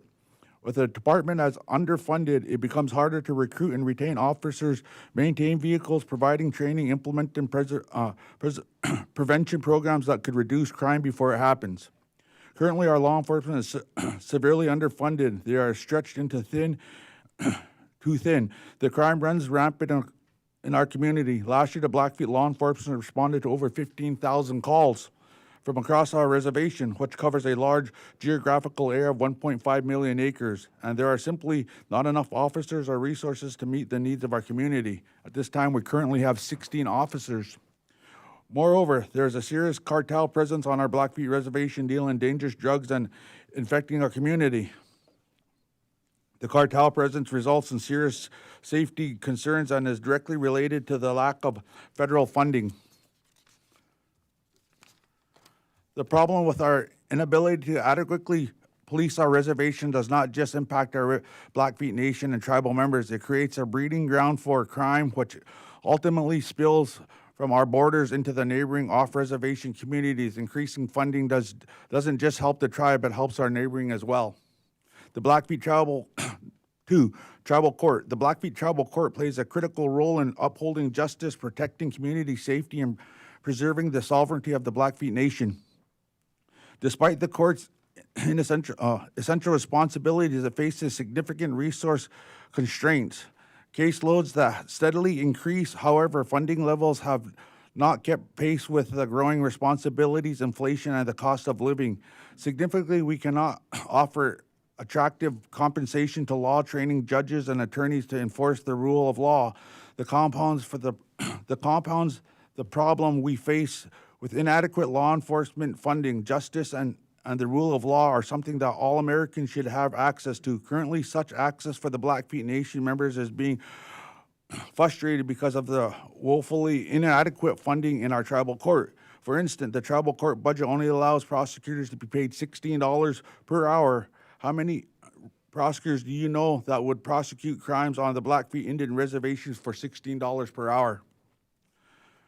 And there are currently over 4,000 pending criminal cases. Additionally, funding would allow the Blackfeet Tribal Court to expand judicial capacity by hiring law-trained judges, more clerks, and experienced prosecutors and defenders, and address the severe backlog of both civil and criminal cases. We especially need more funding for the tribal court and law enforcement to properly administer the tribal justice system on the Blackfeet Reservation. Transportation. The Blackfeet Transportation Department is also severely underfunded. The Blackfeet Nation receives $672 per lane mile annually. The BIA receives $817 per lane annually. Combined, this equals an average of nearly $750 per lane mile for the BIA and the tribally owned roads. This is woefully inadequate and leads to disastrous road conditions on the Blackfeet reservations. For context, the Montana Department of Transportation, the MTD, spends more than $7,884 per mile. The Flathead County, a neighboring district, receives approximately $5,981 per lane mile. The compensation illustrates that the Blackfeet Nation operates to 8 to 11 times less funding per mile than state or county governments, leaving BIA and tribal roads in serious repair. The insignificant funding has created serious deferred maintenance and safety issues. The tribe is effectively subsidizing a federal program that is supposed to maintain roads on tribal land and still struggling to meet the basic transportation needs on its residents. The data clearly shows that the Blackfeet Nation roads are chronically underfunded. Increased funding doesn't just support the Blackfeet Nation membership, it increases safety for all people who visit our reservation. The Blackfeet provides direct access to Glacier National Park, which is visited by millions annually. We want to keep our members and guests safe on our failing roads. We ask for the support, not just for the Blackfeet Nation, but for our friends, neighbors, guests as well. In closing, the federal government has failed to uphold its trust responsibility, inadequately fund law enforcement, tribal court, transportation, roads on the Blackfeet Indian Reservation. On behalf of the Blackfeet Nation, I respectfully request federal funding increase in these critical areas to improve public safety on the Blackfeet Reservation. Thank you. Thank you. Michael? There was two Michaels. So I don't Yeah, that's okay. It's fine. That's Quacklist. Can you pull it closer or the other one? Whatever. Is that all right? There you go. Yep. Chairman Simpson, Ranking Member Pingree, and respected members of the subcommittee, thank you and good morning. My name is Michael Dolson, and I am the chairman of the Confederated Salish Kootenai Tribal Council of the Flathead Reservation. We appreciate the opportunity to share our thoughts on addressing the challenges facing our tribal community and the subcommittee's commitment to improving the lives of our shared constituents. We appreciate the subcommittee's continued work to support law enforcement, health professionals, social service providers across Indian country, especially as fentanyl and other opioids plague our communities. CSKT is an original self-governance tribe. By carrying out all functions of IHS and BIA for decades, our local control and wise fiscal management of these programs have allowed us to dramatically improve the quality of services to our community.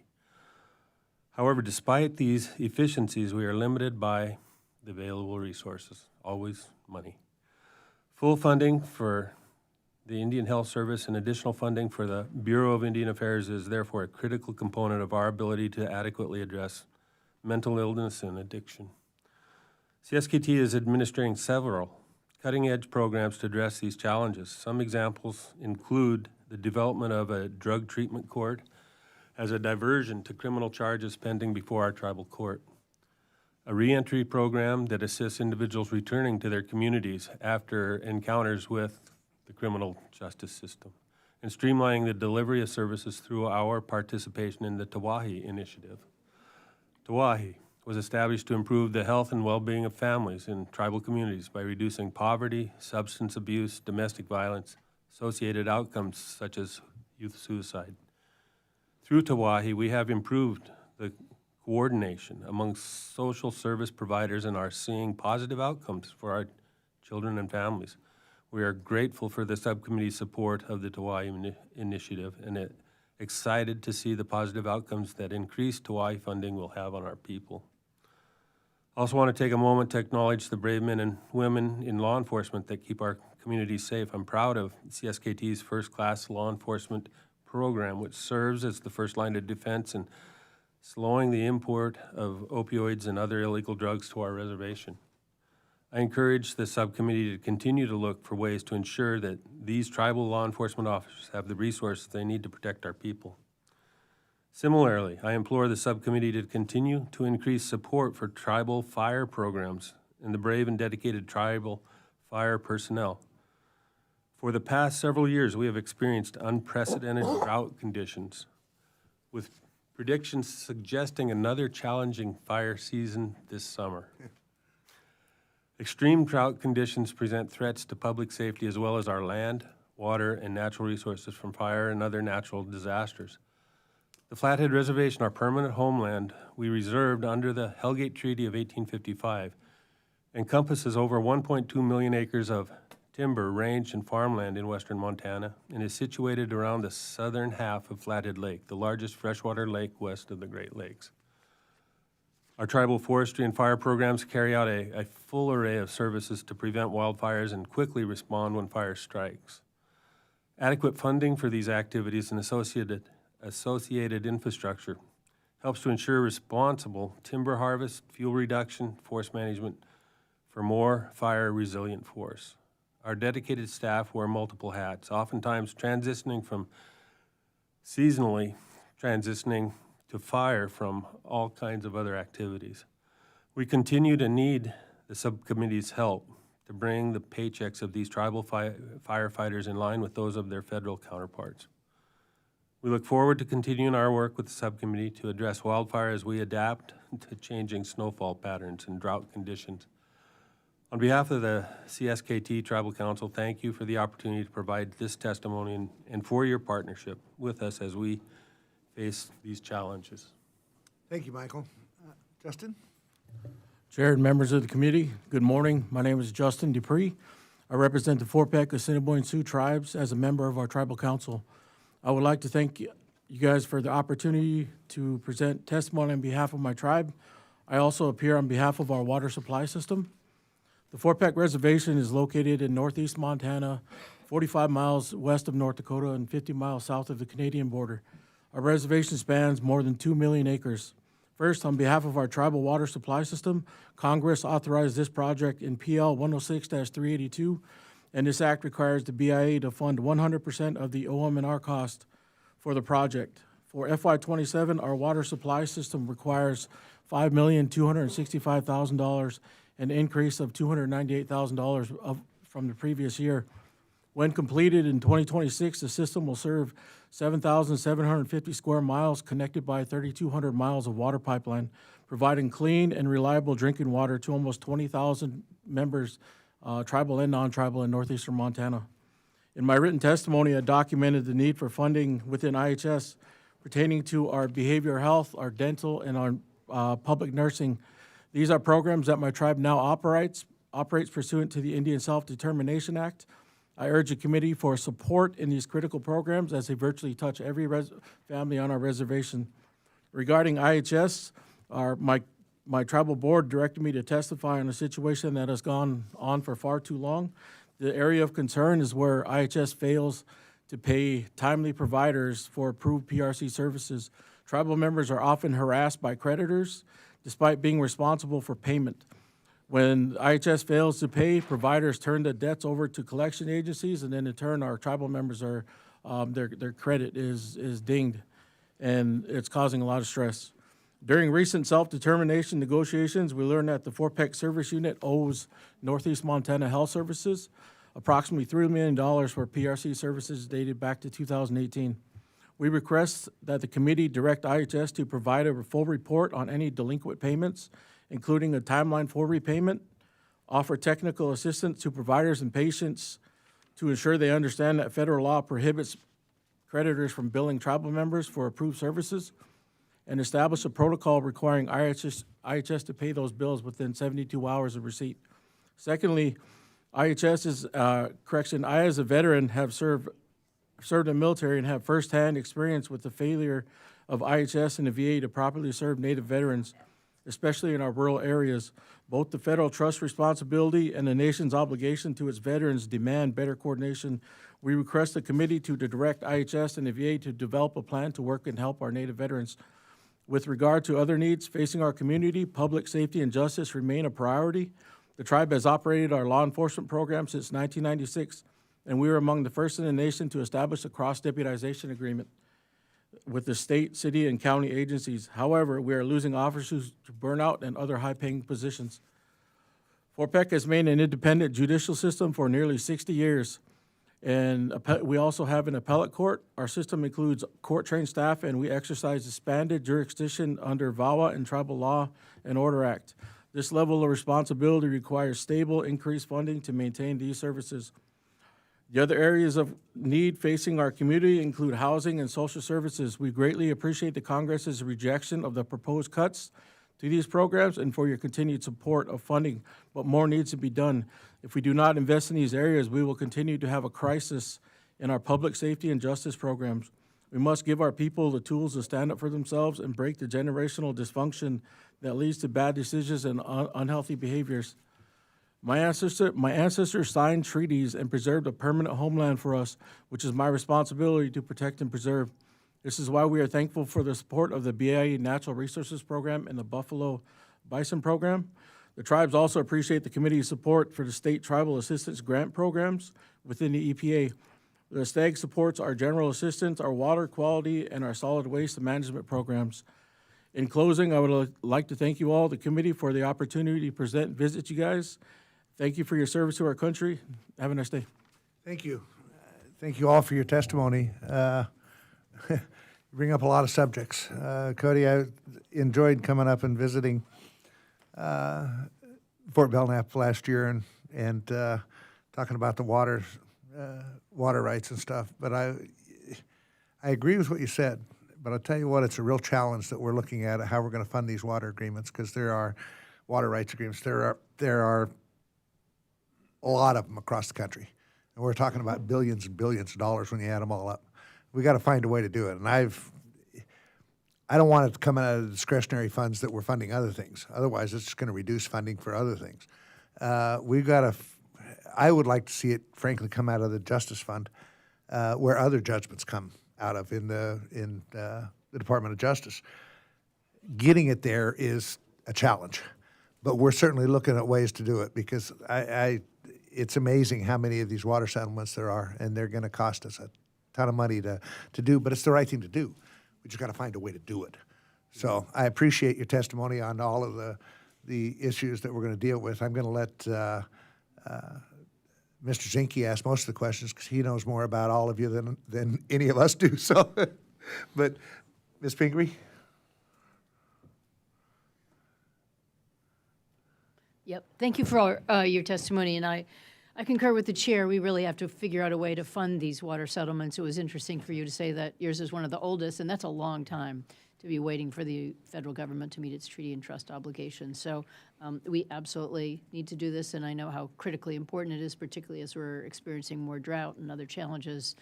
Communities really just need this water. And so many of you brought up law enforcement. That's another area where we're just woefully behind. I think we meet, less than 20% of the actual need, so you know that. You need more money for law enforcement in the courts, and I hope we can move those numbers up a little bit this time. And you mentioned some things around the IHS payment of PRC services. It's hard for me to fathom that they have bills going back to 2018. And as you said, making it very clear that that's not the responsibility of the patient, the client. And to have that go into people's credit ratings is it's really outrageous. So I hope we can look into that a little bit more in this round. I'm just deeply worried about these payments not being made, especially if the money is there, for it to not get through. And we've heard before this morning about the VA connection, and we know that the VA has more money than IHS, so we want to make sure that those payments get made, and IHS has that money available to them. So thank you to all of you. I too will defer to Mr. Zinke. I know he's got his finger on the pulse of Montana. That's right. before I ask Mr. Zinke, I did want to mention one thing that was brought up, and that's the wildfire fighting. And we're going to have wildfires this year, I think, because of the drought conditions that exist in the West. And I know that in the Department of Interior, they've taken the BIA wildfire fighters, the BLM wildfire fighters, the Parks, National Parks wildfire fighters, and Fish and Wildlife wildfighters, and combined them into one agency and stuff. And it might be the right thing to do. I don't know. We're still asking a lot of questions about it and how it's going to work, and some good questions. Like I say, I'm kind of agnostic of whether it's the right thing to do or not, because I just don't know. I've got a lot of questions that I've got to get answered, and there is a proposal to take the Forest Service wildfire fighting and put it over in the Department of Interior. A lot of questions remain, but we'll be dealing with that. But I'm glad you brought that up, because it is going to be a real challenge this year, no matter how it's done. So, Mr. Zinke.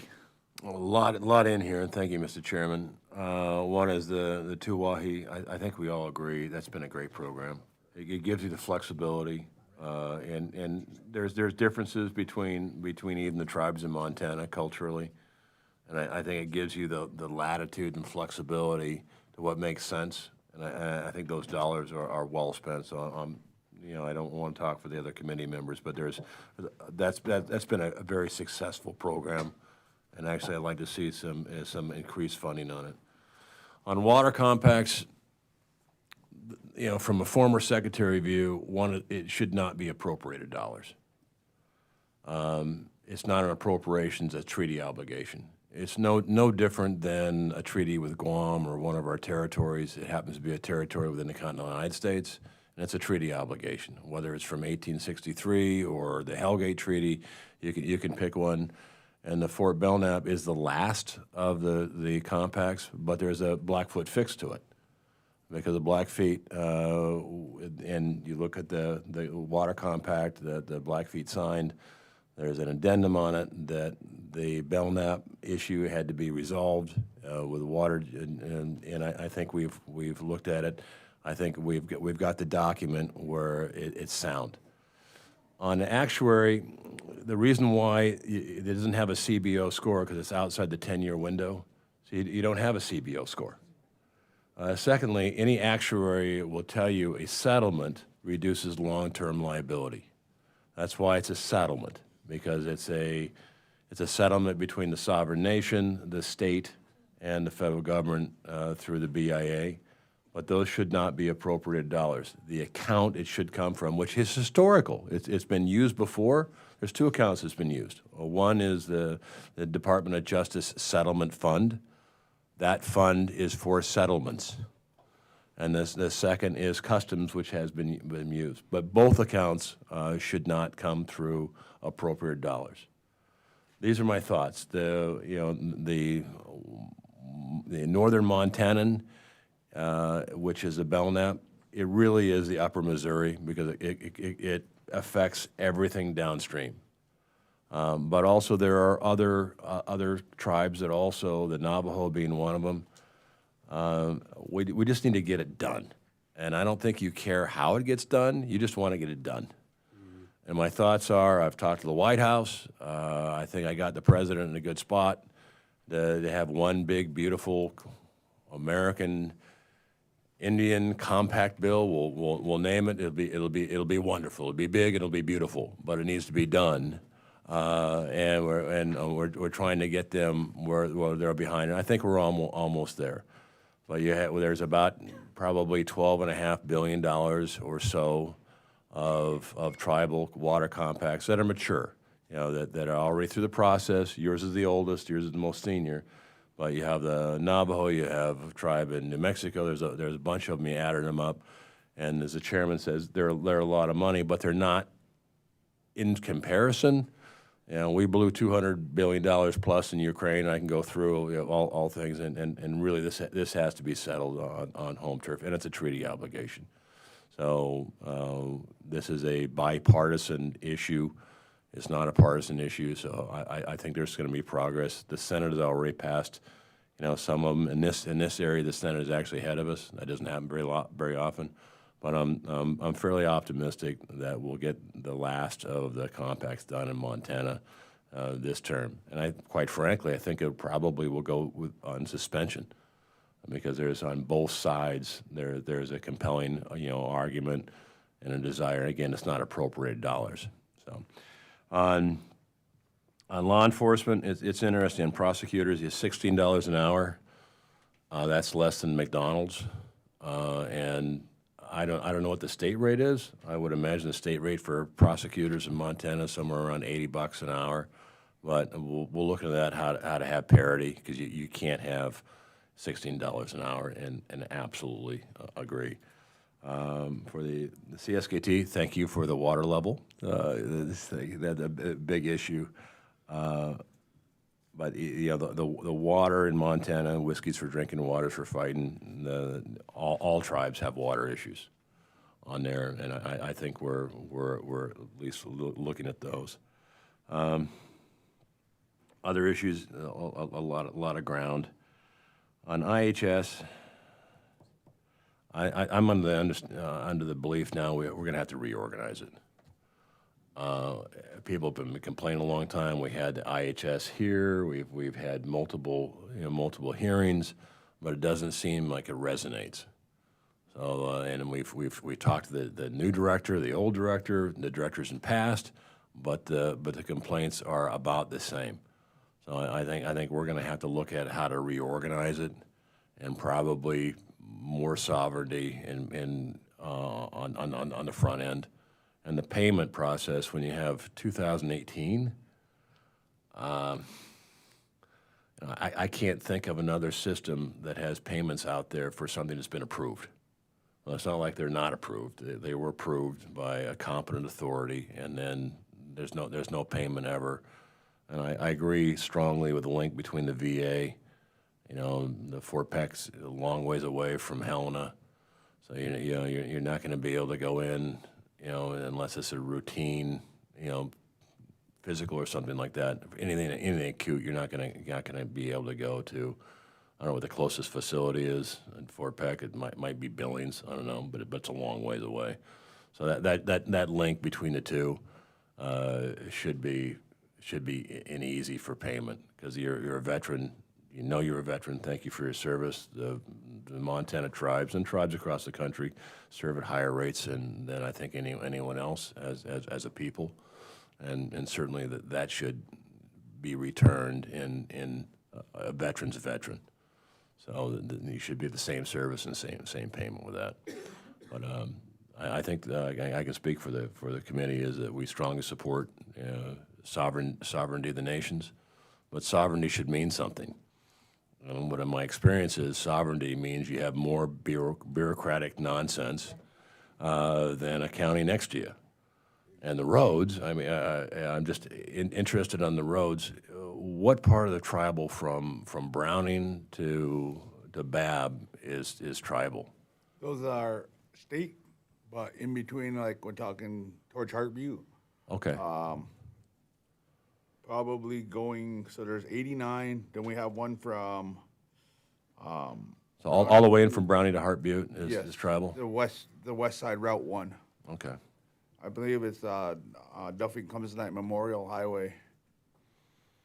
I've actually driven it. I agree with you. It's not a great road. Well, the one from Heartbeat to Birch Creek is like the bombs hit that road.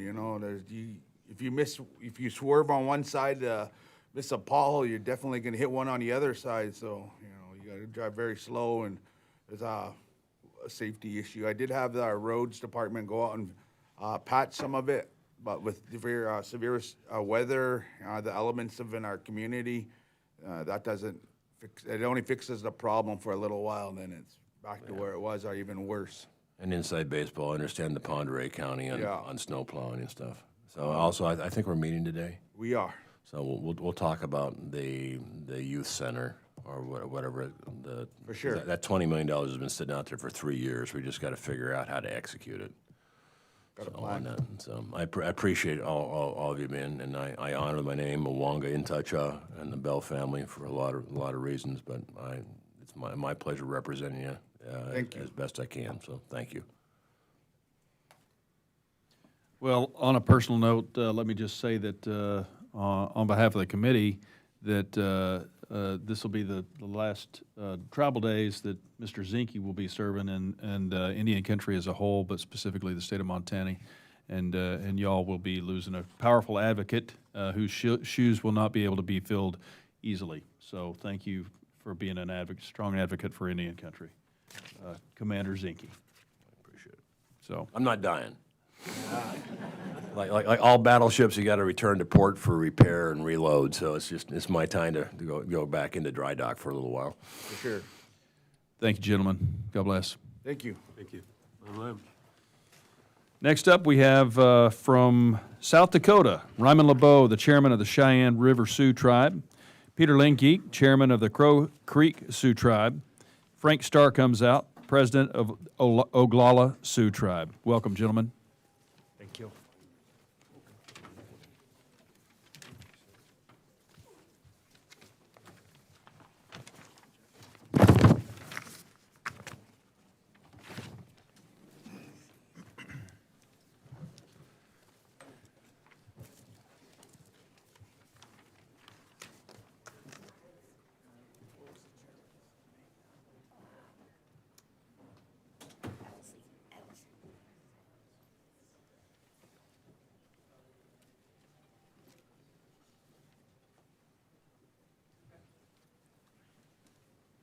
Thank you all for being here. Appreciate everybody being here in the audience. Understand we're running a little bit behind timeline. We'll try to get the trains moving on time again. So try to keep your comments to 5 minutes. That way we can ask some questions. We're going to begin with Chairman LeBeau. Please go ahead, sir. Is this on? Omidaki api. Ampetu washte yuhapo. Dayaya hipi. Good day. Wish you all a good day, and members of the committee. We thank you for this time. I'm Ryman LeBeau. I'm the chairman of the Cheyenne River Sioux Tribe, and we wanted to discuss important matters with you today regarding the appropriations. Cheyenne River is a big, beautiful reservation. We're one of the largest. We have about 3 million acres that make up our reservation. And we are a treaty tribe. Our ancestors signed the 1868 Treaty of Fort Laramie, and we, because of this, we enjoy the provisions of that treaty, which include law enforcement, which include health care, which include our land base, education, and that of which we're going to go over today. Law enforcement, public safety, is a huge issue on Cheyenne River because of our large land base. We have, and the funding that we get from BIA, we have a 638 contract that allows for about 23, 24 officers. 16 of those are patrol officers, and there's sergeants, there's the lieutenant, there's the chief of police, there's 2 detectives, and so we have to make do with that. And there's three officers on per shift throughout the day and the night. And that is a challenge for our safety of our people and the amount of crime and drugs we see on a reservation. To battle those, we need those dollars increased. We need it doubled, basically. Doubled would be the appropriate amount for our reservation and our size. So the roads we face, these are BIA gravel roads, and there's several of them throughout our reservation. And again, we are a large land base, and we have a long gravel roads throughout the reservation, and all of them are BIA, and they are some terrible roads. They're probably the worst in this country. I would suspect. Our school, our Takini school, they're on the west end, and they when it rains too much, when it snows too much, and it melts, it turns muddy, and they can't have school. They call off school, and so also the buses that are hauling our children on these roads. Sometimes it's too dangerous and too muddy. The bus driver is concerned about sliding off the road, and so he'll let the the children out at the bottom of the hill. The children will walk up the hill, and he'll drive up just to be safe, just so the bus don't slide off the road with the kids in it. So that's the type of situations that we're faced with. The solution, we support more funding for BIA road maintenance in fiscal year 2027 of $58 million. Would go a long ways in helping our situation out with our roads. The school, the BIE school, we've been approved. Our tribe, our biggest school is the Cheyenne Eagle Butte School, and we are getting a new school. However, the funds that were assigned to this new school is not enough to completely build our school. It'll build approximately half of the school. And so we'll need additional funds to be allocated to complete the school. And it's not only the school, it's also the teacher housing and also the dorms. Dorms are very important, provide a safe place for our children to stay throughout the school year. So rather than having, and some of the situations at home are not good for our children. So the dorms provide that safe place. So yeah, we need additional funding for to build the entire school. And we do have another school in our area that will have to be built, and that's the Little One School. And so they'll need that. We'll all need that extra funding of $470 million. So on the Indian House Service, we need dedicated funding for specifically for substance abuse treatment, and right now there is none.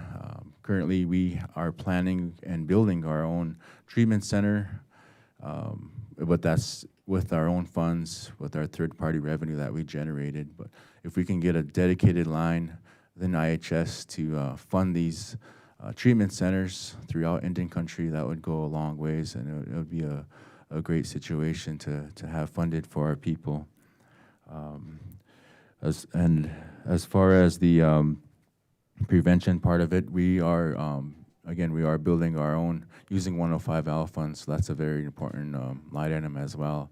But using the 105L, we're going to build health and wellness centers throughout our reservations to help prevent the illnesses that turn fatal on us, like heart disease, like lung disease, like cirrhosis, accidents. Those are some of the top things that turn fatal on Native Americans in South Dakota. So we're building the health and wellness centers, and we would enjoy direct funding to fund these facilities as well, because we're getting creative and using 105L lease funds and that situation to help with to build these facilities. So with that, members of the subcommittee, I thank you and I appreciate you for your time and dedication. And once we get this school built and these health and wellness centers up, we want to invite you guys out to Cheyenne River to help celebrate. Thank you. Chairman Linkage. Good morning. Ranking Member. Good morning, Chairman. Ranking Member Pingree, members of the committee.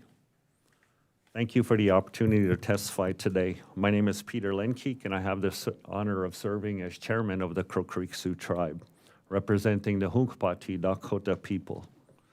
I am a United States Marine veteran, and I appreciate the committee's continued work to uphold the federal government's trust and treaty responsibilities to our tribal nations. The Crow Creek Sioux Tribe is comprised of the Hunkpati Dakota people, whose history with the United States includes forced removal, military violence, starvation policies, imprisonment, and government-sanctioned bounty hunters. Our ancestors were forcibly removed from our homelands in Minnesota following state-sanctioned violence and mass executions. We were forcibly removed to South Dakota and left our homelands and sacred sites without infrastructure, food systems, or protection. Our conditions today are inextricably linked to the policies of dispossession and exile in the 1800s. The Crow Creek Sioux Reservation spans more than 280,000 acres across Buffalo, Hyde, Hughes counties in South Dakota, with headquarters in Fort Thompson. Crow Creek is a direct service tribe. meaning the treaty and trust obligations are delivered directly by federal agencies like the Bureau of Indian Affairs and the Indian Health Services. Because of this structure, federal staffing shortages and funding instability disproportionality affect whether our tribal citizens receive basic services that are federal functions of the trust responsibility. The Crow Creek Sioux Tribe seeks self-reliance and self-determination, but meaningful progress requires federal partners to fully meet their trust obligations. I have provided supporting documentation regarding staffing shortages and federal workforce reductions affecting the Bureau of Indian Affairs. I respectively request unanimous consent to enter these materials into the congressional record, including the 2026 GAO report on federal agency workforce changes and a 2023 letter from Congressman Dusty Johnson regarding the public safety emergency facing Crow Creek Sioux Tribe. Without objection. Hand these to you now. Thank you. Thank you, sir.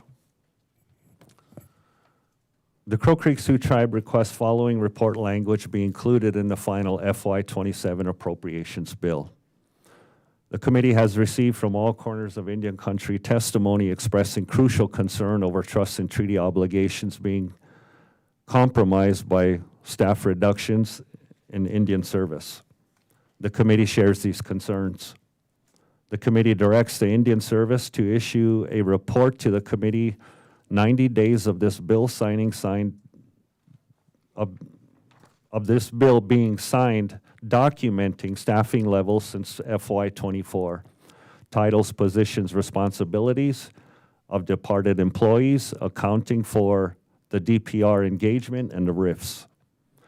The committee directs the Indian Service to provide the committee with a corresponding brief as to the Indian Service capacity and requisite staffing levels to meet the treaty and trust obligations to direct service tribes in particular.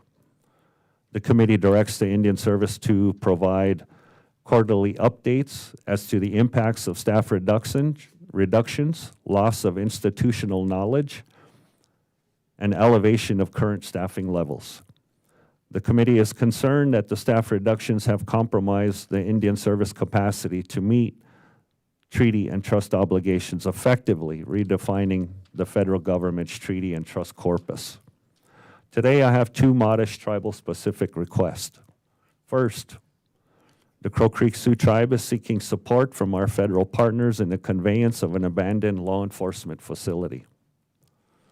We request $1 million in fiscal year 27 to support pre-development activities to repurpose an abandoned BIA law enforcement facility into a functioning tribal public safety facility. The tribe plans to operate the facility under ISDIA Section 105L lease program. The project represents the first step transitioning into some federal function strengthening tribal self-determination in public safety. Federal investments in this project supports our transition to greater tribal control and accountability in justice systems. Our second request is for family support and prevention programming. Therefore, the Crow Creek Sioux Tribe requests $1 million in fiscal year 27 to expand family support programming focused on prevention and early intervention. The requested funds would support additional staff positions, parent and youth support services, family stabilization programs, and culturally grounded prevention initiatives. The need is significant. According to the 2020 census, children of the Crow Creek Sioux Reservation are the poorest in the United States. Nearly all 600 students of the Crow Creek Tribal School qualify for Title I services. Investing in prevention reduces downstream costs in child welfare, justice systems, and emergency services, and reliance on costly interventions. Strategic investments in public safety and infrastructure and family prevention services will strengthen our ability to care for our people and build safer communities for our children. With reliable federal partnerships, we can move closer to the goal that federal Indian policy has long promised, true tribal self-determination. Thank you for your consideration, and I am happy to answer any questions. Thank you, Chairman. Chairman Starr comes out. Another Marine. Semper Fi. Good morning, Ranking Member, Chief, or Chairman Elsie, I believe. Yes, Semper Fi. Today, I want to go a little bit different route and just talk about some things. But first of all, I'd just like to say for the record that, my tribe, the Oglala Sioux tribe, is a large land base, federally recognized treaty tribe, and which has 54,000 members and 3.3 million acres of land. And there's a lot of issues that are going on with within my tribe and with all large land-based tribes. And I also like to, I'm also the chairman of the Great Plains Tribal Chairmen's Association for the Great Plains region, which is 17 tribes in the Great Plains. So I also want to speak on some of the large tribes' behalf also, because we all share the same problems and lack of resources and needs. One thing I've noticed at the beginning of this administration, and this is my second administration coming into office, is and I appreciate the funding that was increased, but I want to say for the record and tell you, the ranking members here, that is not enough. That is not enough. And currently, in law enforcement, I'm also here to speak on law enforcement, because I do believe that's one of our priorities, not only within my tribe, but the Great Plains region, where we're severely underfunded, under-resourced, undermanned, and it's causing a huge amount of crime and other issues within our reservation boundaries. So that's very important, that we need to address the elephant in the room, so to speak. And you know what? I had to do some research and some of the conclusions I came up with. In the 90s, there was Congress had a problem because he realized law enforcement in Indian country was in trouble. So they created this, what they call a circle project, which consisted up to 5 tribes. They did basically a pilot project on. And within that pilot project, in the 90s, Congress decision in pushing large land-based tribes into DOJ funding was a result of law enforcement going from, we had 113 officers down to 30 in 1 year because of the how that was set up. And when OJS was created, and when DOJ went away, the DOJ funding, BIA was left. That was the only funding left. And today, that's currently the base funding that's in place right now. So it kind of got rid of the COPS grant, which is greatly needed, because it did benefit the tribes back in the 90s before the COPS grant ran out. So, and I need to stress that the base funding needs to be reset, because that is the root of the problem. And we all need to understand that. You know, I sat here and listened to all these tribes giving us the same problems with our law enforcement and other programs, but we got to look at the structure. You know, that's great when Congress gives us a pot of money, but how is that pot of money being divided? And me, I truly believe that we shouldn't be putting all the tribes together and fight over this pot of money, because we're all different. Large tribes are different than smaller tribes. How their funding goes, their geographical location.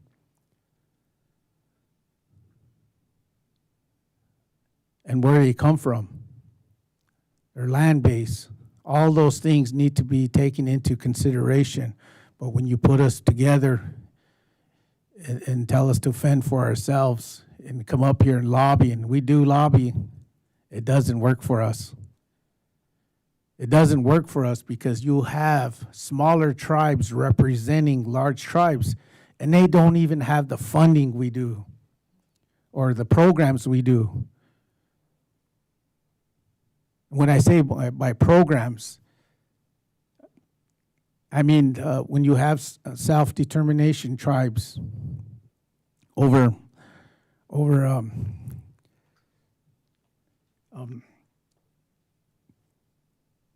that are when you have those tribes, the self-determined tribes over the other tribes, it's looked at differently, but when they sit on these boards, we're drowned out when we express our concerns. And so our needs are never met. And we have to suffer. Ultimately, our tribal members suffer. So that's the thing I'd like to change is this is one of the reasons why we pulled out one of the largest organizations in this nation, NCAI, is because we don't have a voice at that table. Large tribes do not have a voice at that table. They're all represented by mostly casino tribes who have funding, and tribes like some of our tribes in the Great Plains. We struggle. How do we compare to that? That's what needs to be looked at. And that's what I wanted to come here today and express, because we're federally recognized large land-based treaty tribes. The United States government has a treaty obligation to uphold. And right now, it's severely underfunded and under-resourced. And we need to hold the United States accountable based on our treaties. You know, yesterday, I had the opportunity to tour the museum and look at the 1868 treaty, the 1851 treaty, and the 1825 treaty. Very powerful to see our ancestors' signatures there, marked by an X. Very powerful to see our leaders stand up and take a stand for us, so we can sit here and talk today and fight, continue fighting for our people.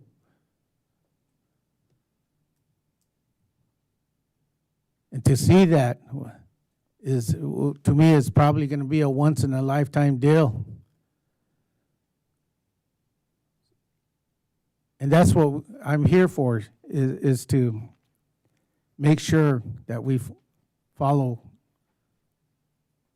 what put our ancestors or what our ancestors put in there for us so we can continue for the next generations, for our children.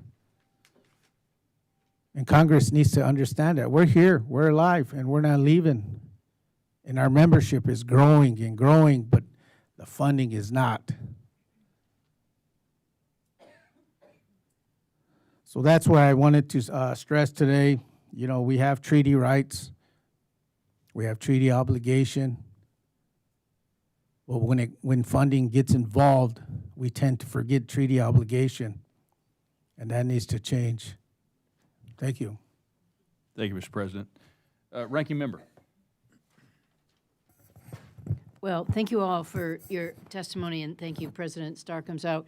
You know, there's one thing you really learn on this committee, seeing the over 500 tribes across the country, is just how different they are, how seriously different their needs are, and all too often we try to do a kind of one-size-fits-all or really just an inadequate approach to funding, and it doesn't take into consideration the great differences that you have and even the differences between treaty tribes and direct service tribes. I think it's something that's just very little understood, and couple that with the inadequate funds. You know, we just don't begin to come close to meeting the resources of things like law enforcement. You know, we're probably under 20% of what the actual need is out there, and just so many of our programs just don't work right. And I'm just sorry that we don't get closer to doing the right thing, and I hope every year we try to get a little closer, but it's just such inadequate funding, and you can't start with such a low base, as many of you have said.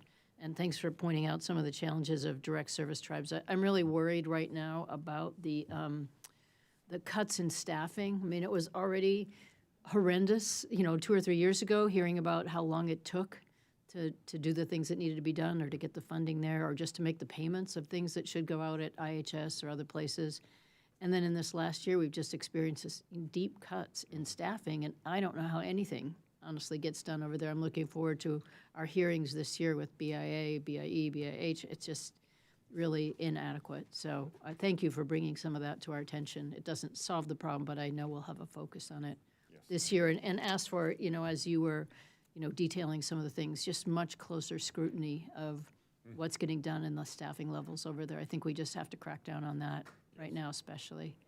And really feel for you in building of the new school. Congratulations on being able to build it, but I know that happens all too often right now between, you know, material shortages, tariffs, just everything, that the costs are much higher than people anticipated. So I hope we're in a position to make sure that you get that funding. We just got a Office of Inspector General report on the schools, and it's just not good. It's not good how inadequate. I mean, I don't have to tell anyone how inadequate it is. And when you talked about roads, someone was just talking in one of the earlier panels about the inadequacy of the roads, and just the idea of, you know, kicking the kids off the bus and, you know, making them walk up a muddy hill. It's a graphic display of how bad it is out there. So I'm not solving anybody's problem today, but it means a lot to have you talk about it in, you know, such detailed terms. It helps us to think about how we go through this budget cycle this year. So thank you all very much.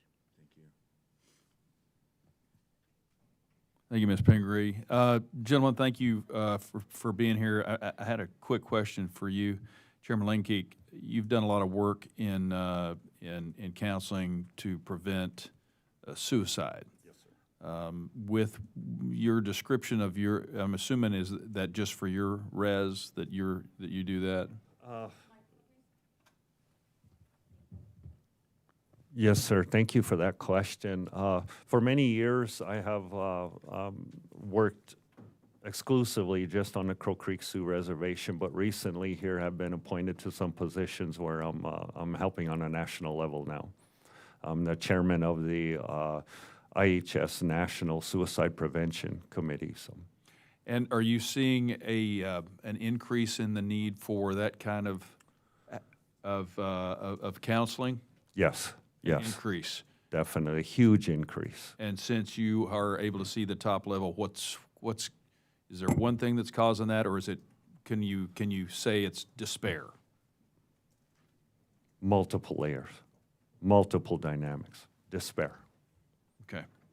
A lot of it goes back to, if I may, sir, a a lack of education, a lack of prevention, lack of resources, of course, and the ability to, I'll stop right there. Okay. Well, I appreciate you doing that, and I want to speak on behalf of Chairman Simpson, who really does take this to heart. He had to step out, and as you look around this table, there are a lot of names, but not a lot of members. I just want to point out to those who are here, who've done this year after year, thank you for coming on your own dime. It's very difficult to get out here, and that in spite of the fact that there's a majority and minority group here, that the members of this subcommittee are united without exception. I think I can say that, Shelley, that we are united without exception in the understanding that we actually feel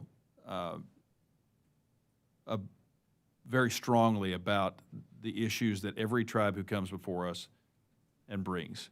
And I would say that I think most of us feel and agree that we got off to a rough start a year ago with specifically what you were talking about on a new administration, on some of the things that occurred with cost cutting, that didn't sync up with treaty obligation. Doesn't matter what country you have a treaty with, you are obligated. It's not an option. And like Ryan Zinke said, I think you guys were sitting here before, it's not an option. It's not discretionary. Now, I'm not going to speak on behalf of Chairman Simpson on should it be mandatory spending, but I do agree with Chairman Zinke that it should be coming from, certainly on the law enforcement, from the DOJ fund. That should just be, we owe that. And if you're not able to patrol, how many law enforcement officers? 54,000 tribal members, right? How many law enforcement officers do you have now? Did you say 30? 30. 30 for 54,000 people and 3 million acres? Yes. That's a disgrace. Yes. It's an absolute disgrace. So it doesn't help when you go back home and say, well, we made an impact, and they said it's a disgrace, and you still only have 30. So I just want you to know, everybody on this committee, there's not enough money for you. We want there to be more, because that is, when we talk about missing, and one of the most important things to Chairman Simpson is missing and murdered indigenous people, and the travesty that is, and the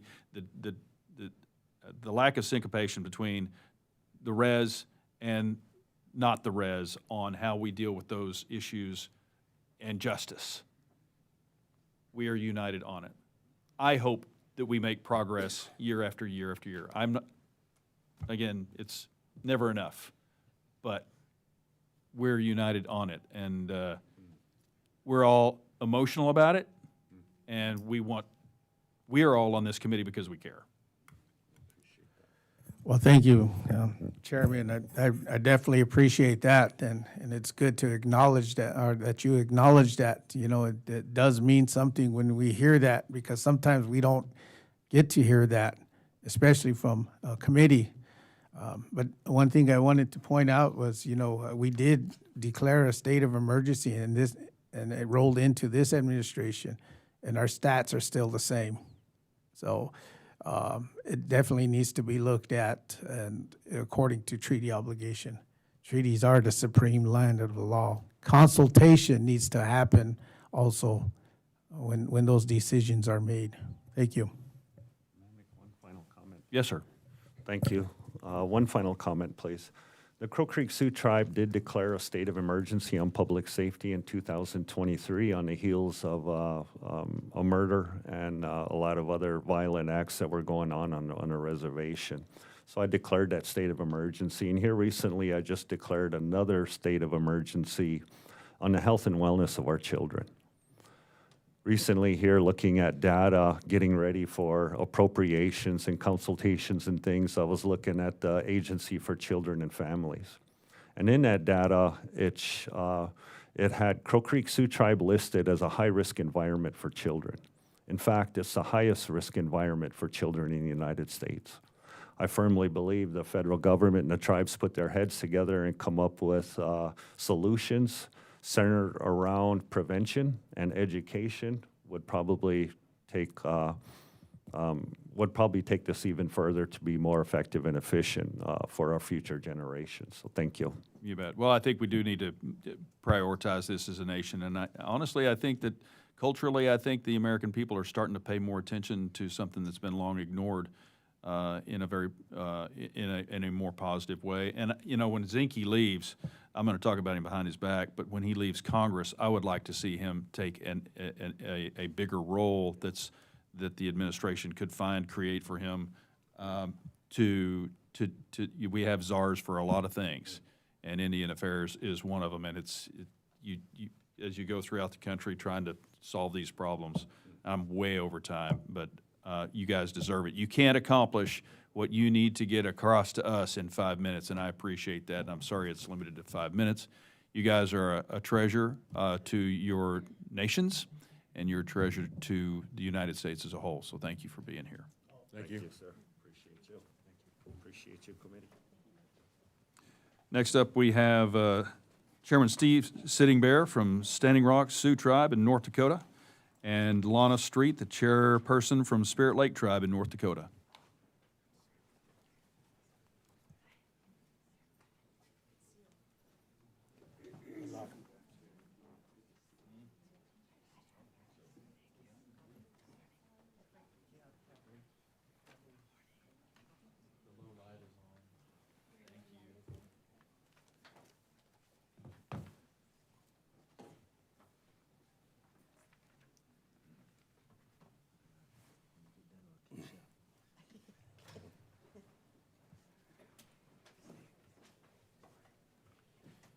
And Frank, are you still in here? Hey, I would like to get some information from you on the rates of service members from the Indian Nation is higher than any other ethnic group in the United States. I'd like to know how we can get more police officers from the tribes. More people serve the United States than serve the tribes. So let's find a solution. Thank you. Thank you. Thank you all very much for being here. We're way behind timeline, and again, thanks for all the patience for the people in the back. We're going to try to get the train moving again. So we'll start with Steve. Okay, so when you see this, yellow is when it starts flashing red, your 5 minutes are up. I'm not going to gavel you, but just be prepared. We can ask more questions if y'all stop at 5 minutes. So please go ahead. Great. Chairman Sitting Bear. Thank you. I'm Betuwashde. I'm a Toyutaka Machiapi. And I want to say good morning. Representative Elsie and members of the subcommittee. My name is Steve Sitting Bear. I am the chairman of the Standing Rock Sioux Tribe. We have about 16,000 members living on and off our reservation. Our reservation exists both in North and South Dakota. Our ancestors signed treaties with the United States in 1851 and 1868. We ceded vast lands and resources so that this country could pursue its dreams. And the United States, in return, promised protection and services. The homelands we reserved are about the size of Delaware and Rhode Island combined. The United States is failing to live up to our treaties. After decades of chronic underfunding, we lack the basic infrastructure that every government needs to secure and provide a homeland. Despite all of this, we are moving forward. I am launching an agribusiness initiative to promote sustainable economic development, healthy traditional foods, food security, and food sovereignty. This includes reestablishing Standing Rock Farms and Ranch to cultivate high-value crops and manage our bison herds. For too long, most of the agricultural revenue from our land leaves the reservation. In 2022, USDA reported that there was $270 million in agricultural revenue from the two counties overlapping our reservation. USDA also reports that $47 million of this is reported as net profit. We don't see that profit. We get some value from the grazing and hay leases BIA approves, but most of this revenue leaves the reservation to benefit others. It is time for the BIA, USDA, and other federal agencies to support tribal economic self-determination. Even with this vision, we can't get the land data. We need to plan for resource management and economic development. 5 months ago, right after I swore in, I asked the BIA for the location and status of the lands we own and could use for development. I also asked for the data on land buyback. How much land was purchased back, and where is this land? I'm still waiting for that response. Our tribal council has been asking these same questions long before I took office. I'm going to show you guys something.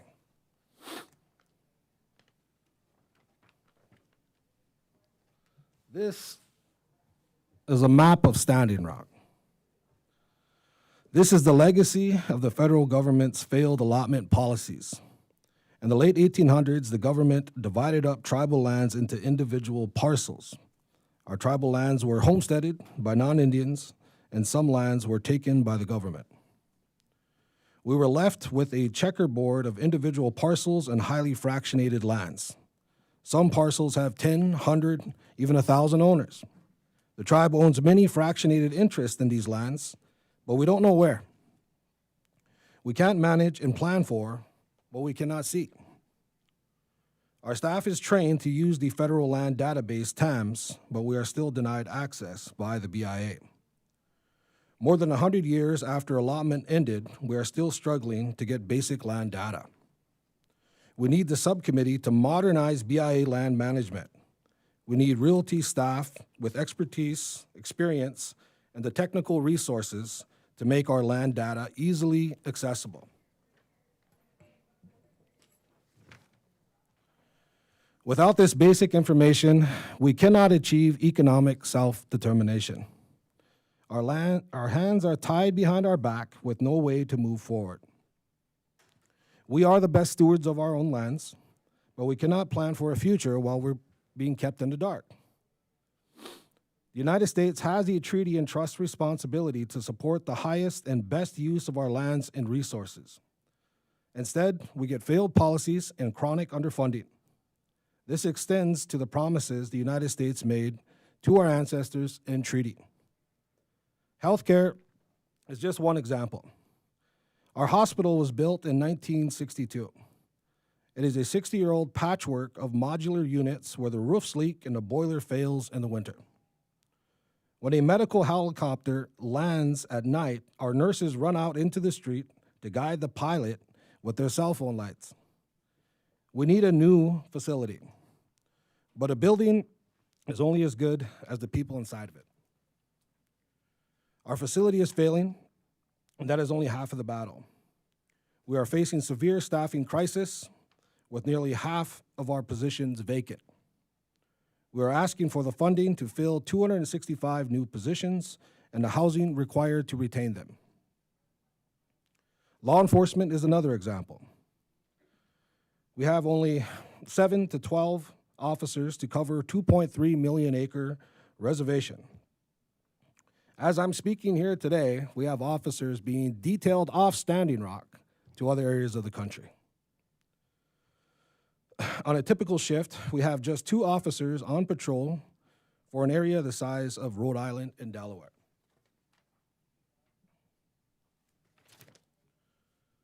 Recruitment is a constant problem.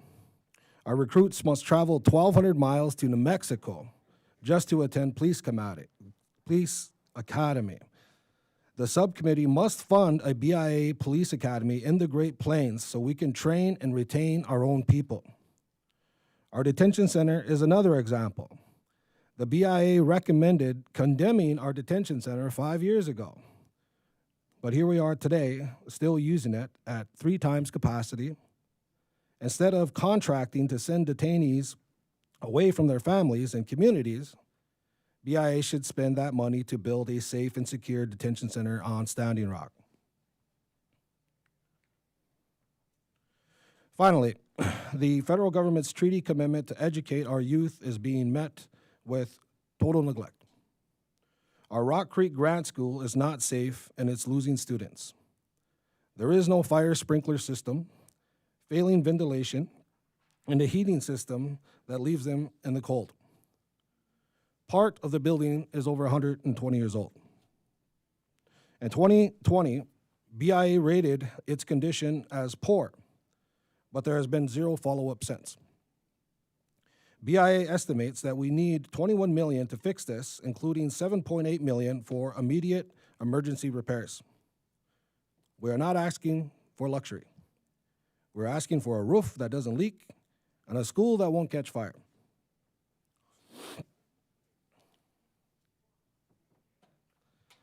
The BIA can't give us the information we need to do our own planning. Federal rules and regulations tie us up in red tape. We can't exercise the authority that every government relies on. Our lands, our jurisdiction, our funding sources, and our authorities are as checkerboarded as that map. Untying our hands should be easy, but the federal government only makes things more complicated.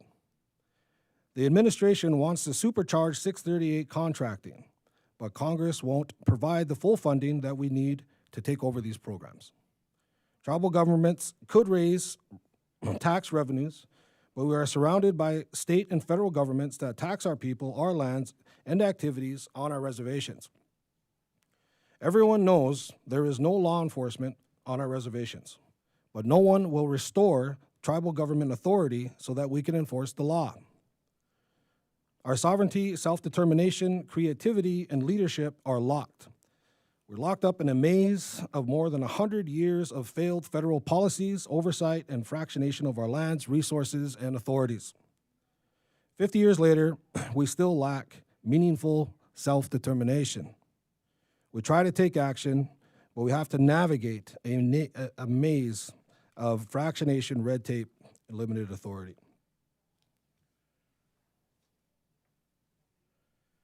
The Standing Rock Sioux Tribe is not asking for a handout. We are here to collect on a debt by the United States. We live in the wealthiest nation on the planet. This country can pay its bills. Our 1851 and 1868 treaties are the supreme law of the land, but the United States seems to have forgotten the promises made in those treaties. It is time for the United States to make good on its word. Thank you for the opportunity to testify today. I'm available to answer any questions. Thank We'll you, open up. Chairman. Chairperson Street.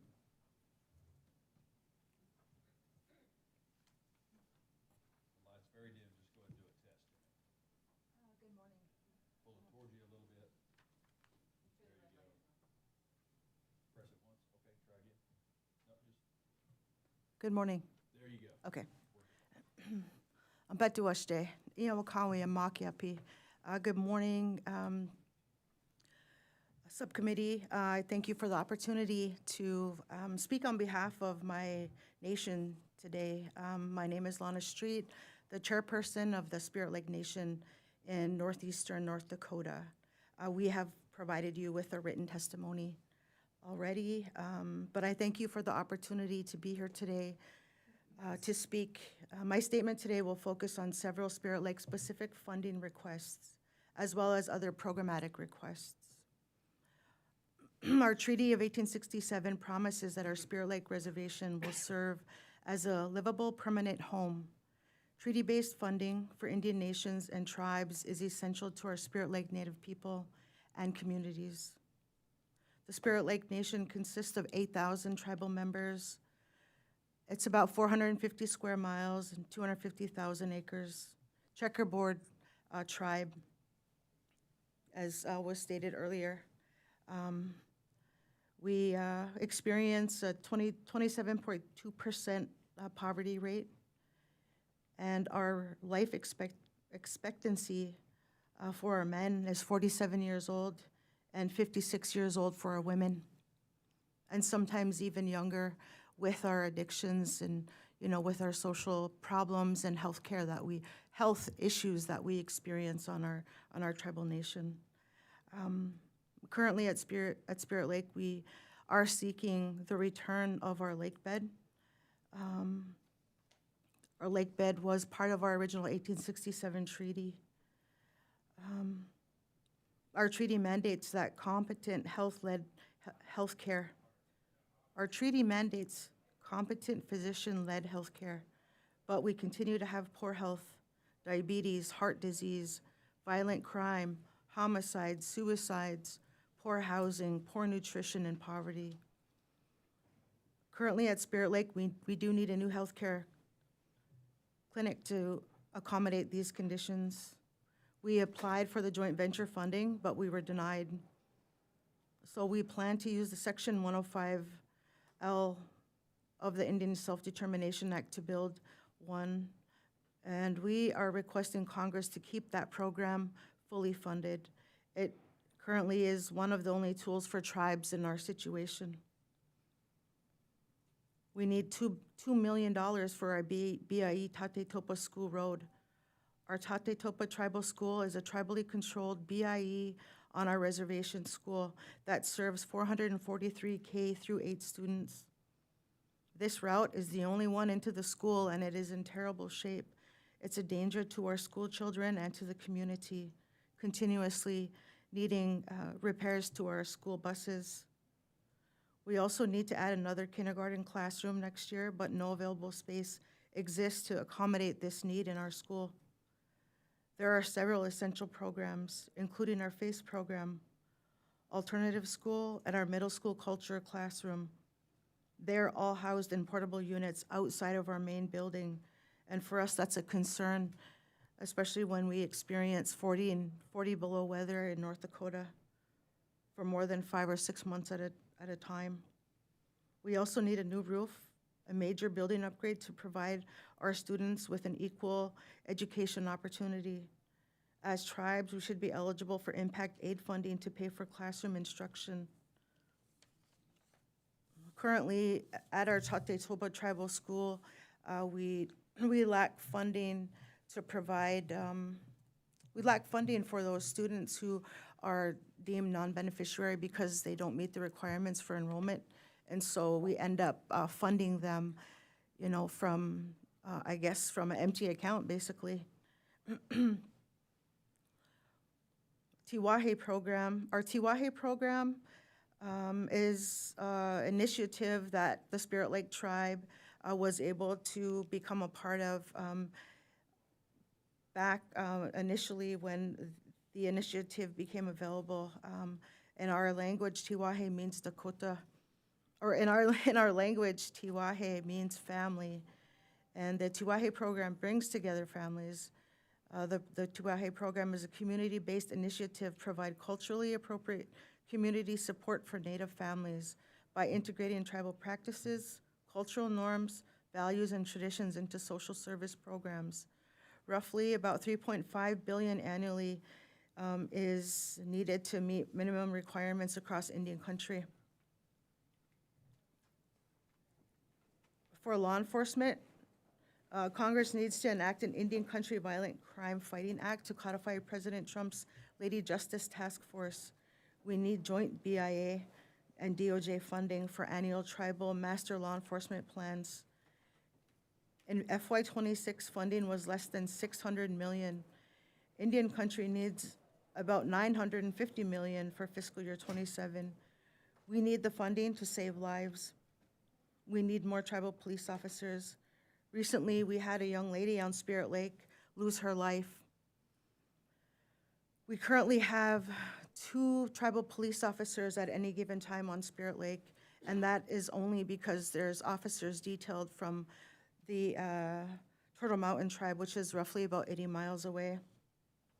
She did everything she needed to do. She called 911, waited for a police officer to respond. However, when you're only working with one officer who at the time was on the east end part of the reservation, he didn't make it in time. She actually called 911 because she was being surrounded by coyotes, and so she went into the water, and it was early October, and at that time, you know, it's cold in North Dakota already, and so she succumbed to the water because the officer couldn't respond on time because we only had one officer on. And so these are the issues that we in Indian country face because we lack law enforcement officers in our community. Our other BIA programmatic requests include 27 billion for Indian Affairs programs in fiscal year 27, which is the recommendation of the TBIC committee. Robust increases are needed for all federal-based funded programs and additional funding to address public safety and justice in tribal communities, the economic and social well-being of our citizens and all those who visit or do business in our communities, the backlog of school, community, and government infrastructure construction and maintenance, taking land into trust, and addressing cultural protections within tribal and federal lands. In 2024, BIA submitted a report to Congress estimating a minimum base level of service to all federally recognized tribal nations, including $1.72 billion needed for tribal law enforcement programs, $1.5 billion is needed for tribal courts, and $285 million is needed to adequately fund existing detention centers. So overall, more than $3.5 billion is needed for public safety and justice in Indian country. BIA received $39.19 million for the BIA road maintenance program in fiscal year 24. And BIA has a deferred maintenance backlog of approximately $400 million. Additionally, the annual funding levels for this program have been relatively flat, especially when compared to the increasing level of deferred maintenance roads needs. This program is critical to the safety of all those driving on the approximately 29,100 miles of roads and 1,100 bridges in Indian country that are often overseen by BIA. We support TBIC's fiscal year 26 recommendation of $400 million for the BIA road maintenance program to address deferred maintenance needs in Indian country. In Indian education, BIA programmatic funding nationwide for fiscal year 27 needs over $3 billion. This covers 169 elementary and secondary schools, 14 dorms, and post-secondary institutions serving roughly 40,000 students. Core operations for fiscal year 27 needs are $1.9 billion in fiscal year 27. Elementary and secondary needs, roughly $1 billion for elementary and secondary. Post-secondary and management should remain at least at 26 fiscal year funding level of $100 million. Funding challenges are the $7,500 per pupil amount for Native students compared to a $25,000 national average per pupil. Congress needs to close this gap. We also need funding for our VOC rehab services building. We need increased funding to serve growing numbers of Native adults with disabilities. We need more counselors and job placement specialists, especially those trained in culturally grounded rehabilitation. We need funding for transportation solutions for clients in rural and remote areas like that we all experience in our tribal nations. We need expanded training and technical assistance for the VOC rehab. And we also need to address housing. Housing is much needed in Indian country and much underfunded. Currently at Spirit Lake, we currently have around 400 people on our waiting list. I thank you today, thank you, committee, for hearing my testimony, and I do stand for questions. Thank you. Ranking Member Pingree. Well, thank you both. Really appreciate your testimony and the horrendous challenges that you're facing, many of which we have been hearing about over the last couple of days. So we will certainly be doing our best to try to increase some of the funding for law enforcement, Indian health, Indian education. I mentioned earlier, there's just a new report out yesterday from the Inspector General about the things you're just talking about horrendous the conditions are. And thank you for sharing that story about the woman who perished. That's just awful to think of someone being that far from law enforcement, but I know we hear it all the time that with underserved reservations, you can do everything you're supposed to do and still not make it. So thank you. We certainly will work on that. And I appreciate you sharing this map with us I would have to get a graduate education to begin to understand how complicated these situations are that you're dealing with on the reservation. And I really appreciated hearing about the plans you want to make to have an agribusiness and do more, growing and take back some of the leases that have been used. So I can't dig into it all now, but maybe at another time I could begin to understand a little bit better about how we could help with that. It's something I also serve on the Agriculture Committee, so it's one of my joint interests is how do we help those communities that really want to get back into growing their own food or doing more of it, and it sounds like you've got some huge challenges to face. I just can't, I know it's true when we hear about it all the time, but the idea that you can't access the information and the data that you need just to do what you're trying to do is a horrendous situation, and it just seems like something that we ought to be able to make some progress on. So I'd love to talk to you more about that. We won't try to do it today, but if we could connect up later, that'd be great. Yeah, thank you both really for your testimony. Appreciate it very much. Chairman, I think if you get the information that you requested 5 months ago to this committee, we can get that to because you span North and South Dakota, right? Your res, so we can get that to them, and we can put a little spur to the horse to try to accelerate that, and that should be digitized, and it should be far simpler in today's world to access whether or not what you can develop on, whether you can or can't, and that's just ridiculous. A year ago, you had a multiple murder. 3 were murdered. Can you, in a minute, tell me what occurred there? So it all stemmed from lack of law enforcement. We have tribal security that we try to fund ourselves through our local budgets, and there was a DUI driver. Law enforcement couldn't respond, and so our tribal security had attempted to respond with no luck. And so being frustrated with what had transpired, he was frustrated knowing that his grandfather was a law enforcement officer from, back in the 80s.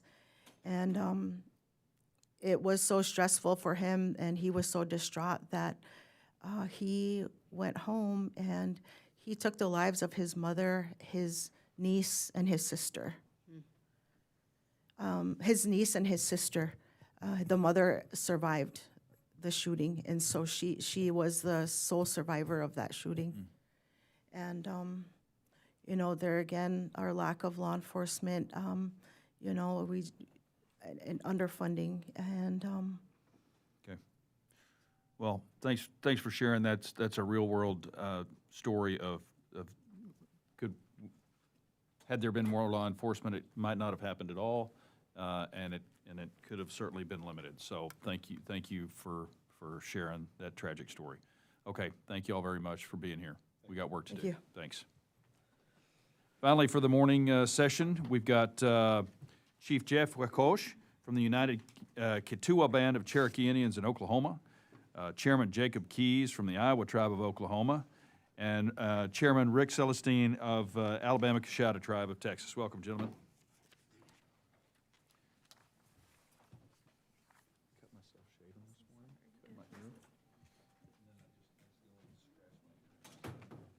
Oh, no. I get you a medic.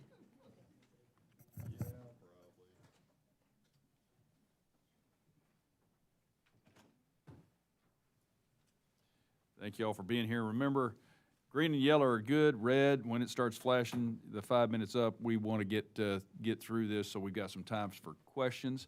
If it's okay, I'm just going to sit here and bleed in front of you for a little bit. When you're bald, you cut yourself shaving every once in a while, and it's not on the face. But don't mind me. We're glad you're here. It's good to see you again, Rick. It seems like a year went way too fast. And I hope we've made some progress, and I hope that your testimony is good. So, Jeff, we're going to start with you. Welcome. Go ahead. All right. Appreciate that. So, Chairman Elsie, Ranking Member Pingree, and members of the subcommittee, thank you for the opportunity to speak today. My name is Jeff Wakachi, and I am Chief of the United Kituwa Band of Cherokee Indians in Oklahoma. The UKB is a federally recognized tribe headquartered on our Cherokee Reservation in northeastern Oklahoma. We have been federally recognized since 1946 and have struggled to receive the rights and benefits to which we are entitled as a legal successor in interest to the extinct historic Cherokee Nation and the treaties our ancestors entered on behalf of the entire Cherokee people. We are entitled to provide health care services directly to our people under ISDA. In the early 2000s, the Cherokee Nation of Oklahoma assumed key IHS programs related to the Tahlequah Service Unit, including purchase referred care and control of Hastings Indian Hospital, without our consent. This was a direct violation of federal law, which requires that when one tribe seeks to assume a program for a shared geographic area, all other tribes in that area must consent. IHS unlawfully awarded a 638 contract to CNO for clinical services and PRC, despite knowing that we have never given consent. As a result, our members have been underserved and denied health care services, despite being entitled to receive care. As I said last year, this was not a technical oversight. It was a breach of trust. After reviewing this history, IHS confirmed that we are entitled by law to operate our own tribal health system and proposed securing it under the new tribes funding budget line in its FY 24, 25, and 26 budget requests. IHS's responsibility is clear.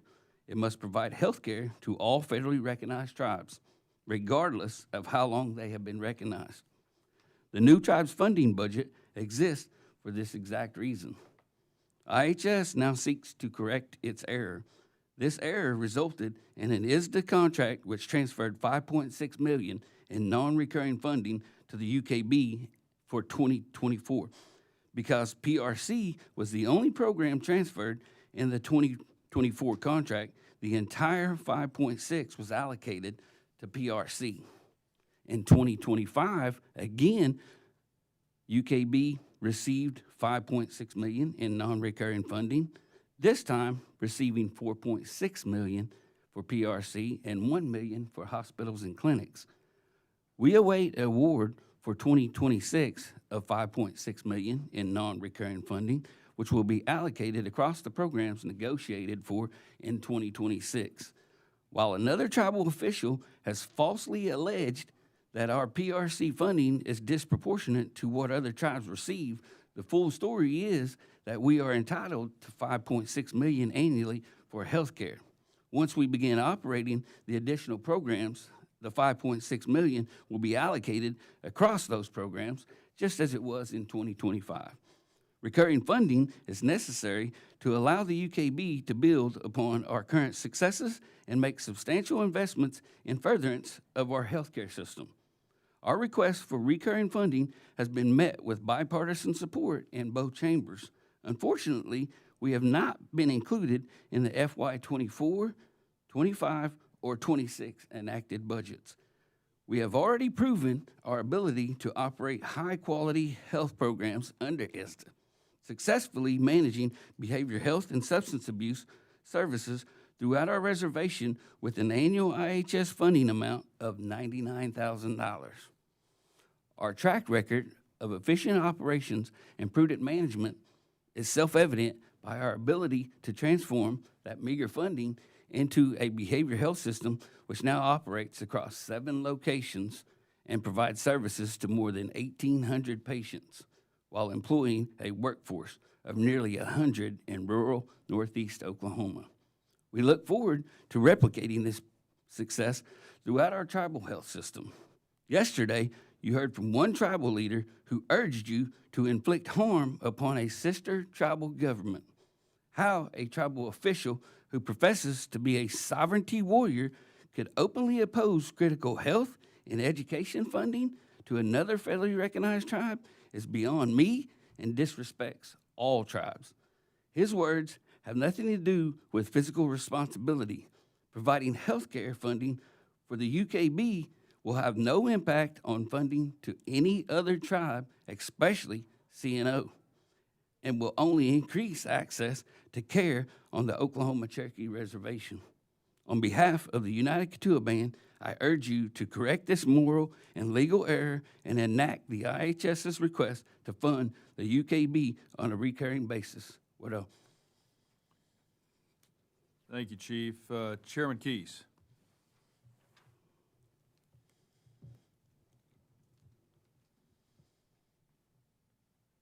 Good? Can you hear me? All right. Highway P, Jacob Keys and Ganya Key. Bakoje, Wanyagihi, Ade, Nahe, Na Ahohi, Hawigi, Wadegrokaki. I want to say good morning to the subcommittee. My name is Jacob Keys. I'm the chairman of the Iowa Tribe of Oklahoma. We are the Bakoje, which means people of the gray snow. Our reservation homelands are between Oklahoma City and Tulsa. We're a small tribe, just over 950 tribal members, but we're the largest employer in our rural area, which is a very rural area. We operate many businesses, a couple gaming properties, fire department, police department, but we're also in the middle of building a $40 million health facility that will also have a child care center and a DOJ center. We're less than a month away from opening a new gaming facility with Caesars called Harrah's, Oklahoma. We'll have 400 new jobs when that casino opens. So keep in mind that's in the poorest county in Oklahoma. We'll build a new hotel next year. They'll add another couple of hundred jobs. So we'll reinvest those gaming funds not only into our tribal community, but the surrounding community. We're great Oklahomans. One of our most important investments is our nationally known Gray Snow Eagle House. The aviary provides rehabilitation and long-term care for injured eagles and other birds from across the United States. We've rehabilitated hundreds of bald and golden eagles and have released 55 eagles back into the wild. Through rehabilitation, education, research, and sanctuary, we're working to preserve this culturally significant species for the next 7 generations. This all began with a small U.S. Fish and Wildlife grant. Today, the aviary is completely funded by our tribe from our general fund, which primarily comes from our gaming revenues. I point that out because this is a prime example of how a small federal program can make a lasting impact. But my testimony today is focused on programs that support tribal economic development and healthcare. But first, I need to address the administration's reckless firings, reductions in force, and attempts to cut and consolidate Indian Affairs programs.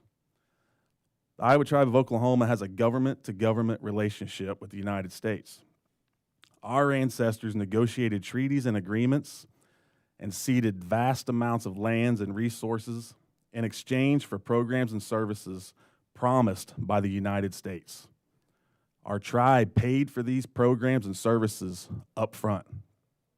I want to point out that we're also designated as a Purple Heart tribe. We're very proud of all of our veterans, our Gray Snow warriors. I point that out because some of that payment up front was with blood.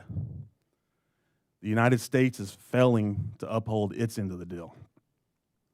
BIA, BIE, and IHS employees touch every part of our lives and every tribal project. They're already underfunded and understaffed. Each employee is already doing the work of 4 people. Losing just one federal employee can bring our economic development projects to a halt or threaten life-saving health care. Eliminating staff without any consultation or transition plan violates the United States' treaty and trust responsibilities. Funding and staffing Indian programs and services must be mandatory. Treaty programs and services cannot be subject to political changes. The Indian Health Service is an important example of this. This subcommittee has done a lot to provide advanced appropriations, increase funding, and protect IHS, but IHS is still chronically understaffed and underfunded. If we lose one employee, our healthcare system stops working. It's time to make IHS appropriations mandatory. Mandatory funding would ensure stable and predictable funding for the health care we were promised in our treaties. IHS also receives significantly less funding than other federal healthcare programs. Recent estimates say that IHS needs about $76 billion to fully be funded. Again, the United States must uphold its end of the deal. Even after surviving decades of broken promises and failed policies, the Iowa Tribe is strong and growing. We're using economic development to provide services to our members and many others in our rural area. We're making investments in jobs, law enforcement, and healthcare that will support our tribe, but also the surrounding community. This is really important to me. Before being elected, I started my own business. I'm a tribal entrepreneur and a businessman. I believe that we make our own opportunities and that by helping others, we help ourselves. I also know that there are a lot of doors that are closed to tribal members. Business investment and financing in our rural area is simply not available. The federal government has a trust responsibility to help overcome those barriers. We need programs like the BIA Guaranteed Loan Program. With just $13 million, the Loan Guarantee Program can support and guarantee $200 million in funding for tribal businesses. The administration tried to zero out this program. We need more access to investment and capital, not less. When I started my business, the intention was not for it to be known as a Native-owned business. But when I started to gain attention for that, I noticed that I had tribal members and other Natives in our community come to me and express how they were inspired that somebody like them that came from where they came from could start a business. I grew up in Little Axe, Oklahoma, poor. My remote control was a pair of pliers. And the idea of having $1 million to start my business honestly just seemed like it was not for somebody like me. So I urge that we fight to keep this program available. The Iowa Tribe of Oklahoma is not holding back. We're growing our economy and building our infrastructure. I appreciate the subcommittee for your support on these programs, and thank you for the opportunity to testify today. Thank you. Rick, Chairman. Chikma. Hello. Ranking Member Pingree, Congressman Elsie, Alila Molo, thank you for this opportunity to testify today. My name is Ricky Silverstein. I am the chairman of the Alabama Coshada Tribe of Texas. First, I would like to thank this subcommittee. With the invaluable help of Congressman Luttrell and Congressman Elsie and this subcommittee, report language was included in the fiscal year 2026 bill calling attention to the long-standing funding inequity affecting our tribe's law enforcement. As a result of this language, we have had constructive discussions with the BIA. Despite these positive discussions, it is clear that we have exhausted our administrative actions and are now asking Congress to act directly. I would like to provide some historical context. The Alabama Coshada Tribe has a long history in what is now deep East Texas and has called this area home since the 1700s. In the 1850s, the Texas legislature purchased land in Pope County that forms our reservations to this day. Congress granted us federal recognition in 1928, but that recognition was terminated in 1954. In 1987, after years of uncertainty, Congress restored our federal recognition through the Isleta del Sur Pueblo and the Alabama and Coshada Tribes of Texas Restoration Act. That act is central to the issue before you today. Before 2013, our tribe received PL 638 funding from the BIA to support our tribal police. Then in 2013, the BIA Southern Plains Regional Director concluded that because the Restoration Act conferred criminal jurisdiction over our reservation to Texas, there was no remaining federal criminal jurisdiction and therefore no basis for 638 law enforcement funding. Here's the legal reality. Our Restoration Act placed our tribe under the 1968 optional version of Public Law 280, not the 1953 mandatory version. The mandatory version extinguished federal jurisdiction in 6 specific states. Texas is not one of them. The optional version, which applies to us, preserves concurrent federal jurisdiction.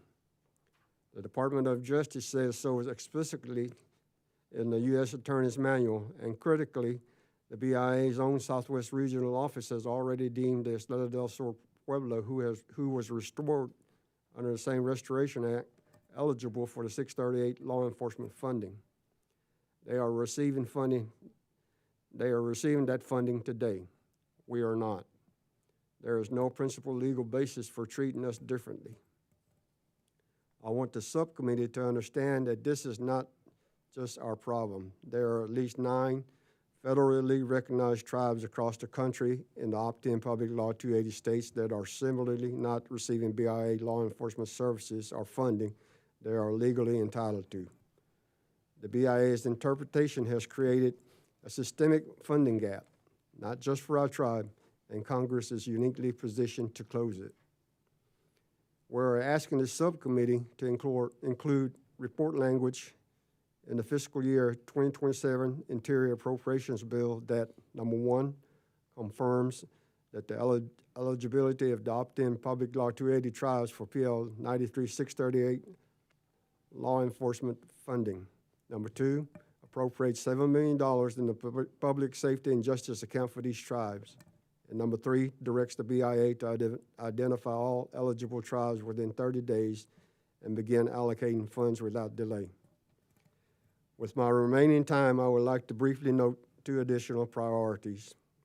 Our tribe continues to seek legislation that explicitly codifies our coverage under the Indian Game and Regulatory Act. We simply want to be treated the same as every other federally recognized tribe, and we urge Congress to examine the rapid growth of prediction markets and the serious threat they pose to tribal gaming revenues and the governmental services those revenues fund. The Alabama Coshada people are a resilient and proud nation. We have been patient. We have worked through the proper channels for over 12 years. We're not asking for anything we're not legally entitled to. We're simply asking Congress to ensure that the federal government lives up to its responsibilities to our tribe. Alila Molo, and thank you, and I'm happy to answer any questions. Thank you, Chairman. Ranking Member Pingree. Yeah, thank you all. Obviously, very different testimony, very different issues. Thank you, Chairman, for bringing up the prediction markets. The chair isn't in the room right now, but we were talking about that earlier this morning and the challenges that's presenting to Indian gaming. It's just one of those things that's kind of like exploded, and I think we have to take that very seriously for tribes around the country. So thank you for that and bringing up some of the other concerns that you have. Chairman Keyes, interesting story about your tribe and the business success that you've had, and really appreciate you making a point of something that's been concerning me quite a bit, is that's the understaffing and the fact that there have been some huge changes and maybe some consolidation, and honestly, this committee doesn't know that much about it because we haven't really been fully informed ourselves. So it'll be a big priority this year, I think, in appropriations, is just to make sure we have a better handle on what was already an understaffed group of departments and now is probably much more severely so, and I can just imagine how that's impeding the work that you do. So thank you for reminding us of that and bringing it to our attention.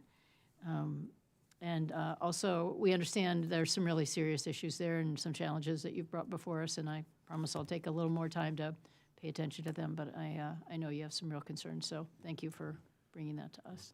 Appreciate it. Yield back. Thank you, ma'am. Thank you all for being here. It's great to see you. We're going to adjourn now. Thanks to all the witnesses for being here. We're going to adjourn until 1 p.m. Committee stands adjourned.